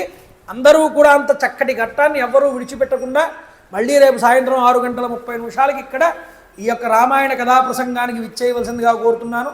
ఇక్కడ ఈ యొక్క బండారు ధర్మరాజు గారి జ్ఞాపకార్థం, వారి ధర్మపత్ని సీతామహాలక్ష్మి గారి కుమారుడు సతీషు, వెంకటగౌరీ దంపతుల యొక్క నాన్నగారి జ్ఞాపకార్థంగా ఈ యొక్క అయోధ్యకాండ ప్రవచనాలు, అరణ్యకాండ ప్రవచనాలు ఇక్కడ జరగనున్నాయి. కాబట్టి వారిని ఇక్కడ స్మృతిగా తలుచుకుంటూ ఈ ప్రవచనాలను పూర్తి చేస్తున్నాను. నేను చెప్తాను, మీరందరూ చెప్పండి. శ్రీరామ జయ రామ జయ జయ రామ, శ్రీరామ జయ రామ జయ జయ రామ, శ్రీరామ జయ రామ జయ జయ రామ, శ్రీరామ జయ రామ జయ జయ రామ, శ్రీరామ జయ రామ జయ జయ రామ, శ్రీరామ జయ రామ జయ జయ రామ, శ్రీరామ జయ రామ జయ జయ రామ. రామ్ రామాయ నమః, రామ్ రామాయ నమః, రామ్ రామాయ నమః, రామ్ రామాయ నమః, రామ్ రామాయ నమః, రామ్ రామాయ నమః, రామ్ రామాయ నమః. మంగళం కౌసలేంద్రాయ మహనీయ గుణాత్మనే చక్రవర్తి తనూజాయ సర్వభౌమాయ మంగళం. ఉమాకాంతాయ కాంతాయ కామిదార్థప్రదాయినే శ్రీగిరీశాయ దేవాయ మల్లినాథాయ మంగళం. కాళే వర్షతు పర్జన్య పృథివీ సత్యశాలిని.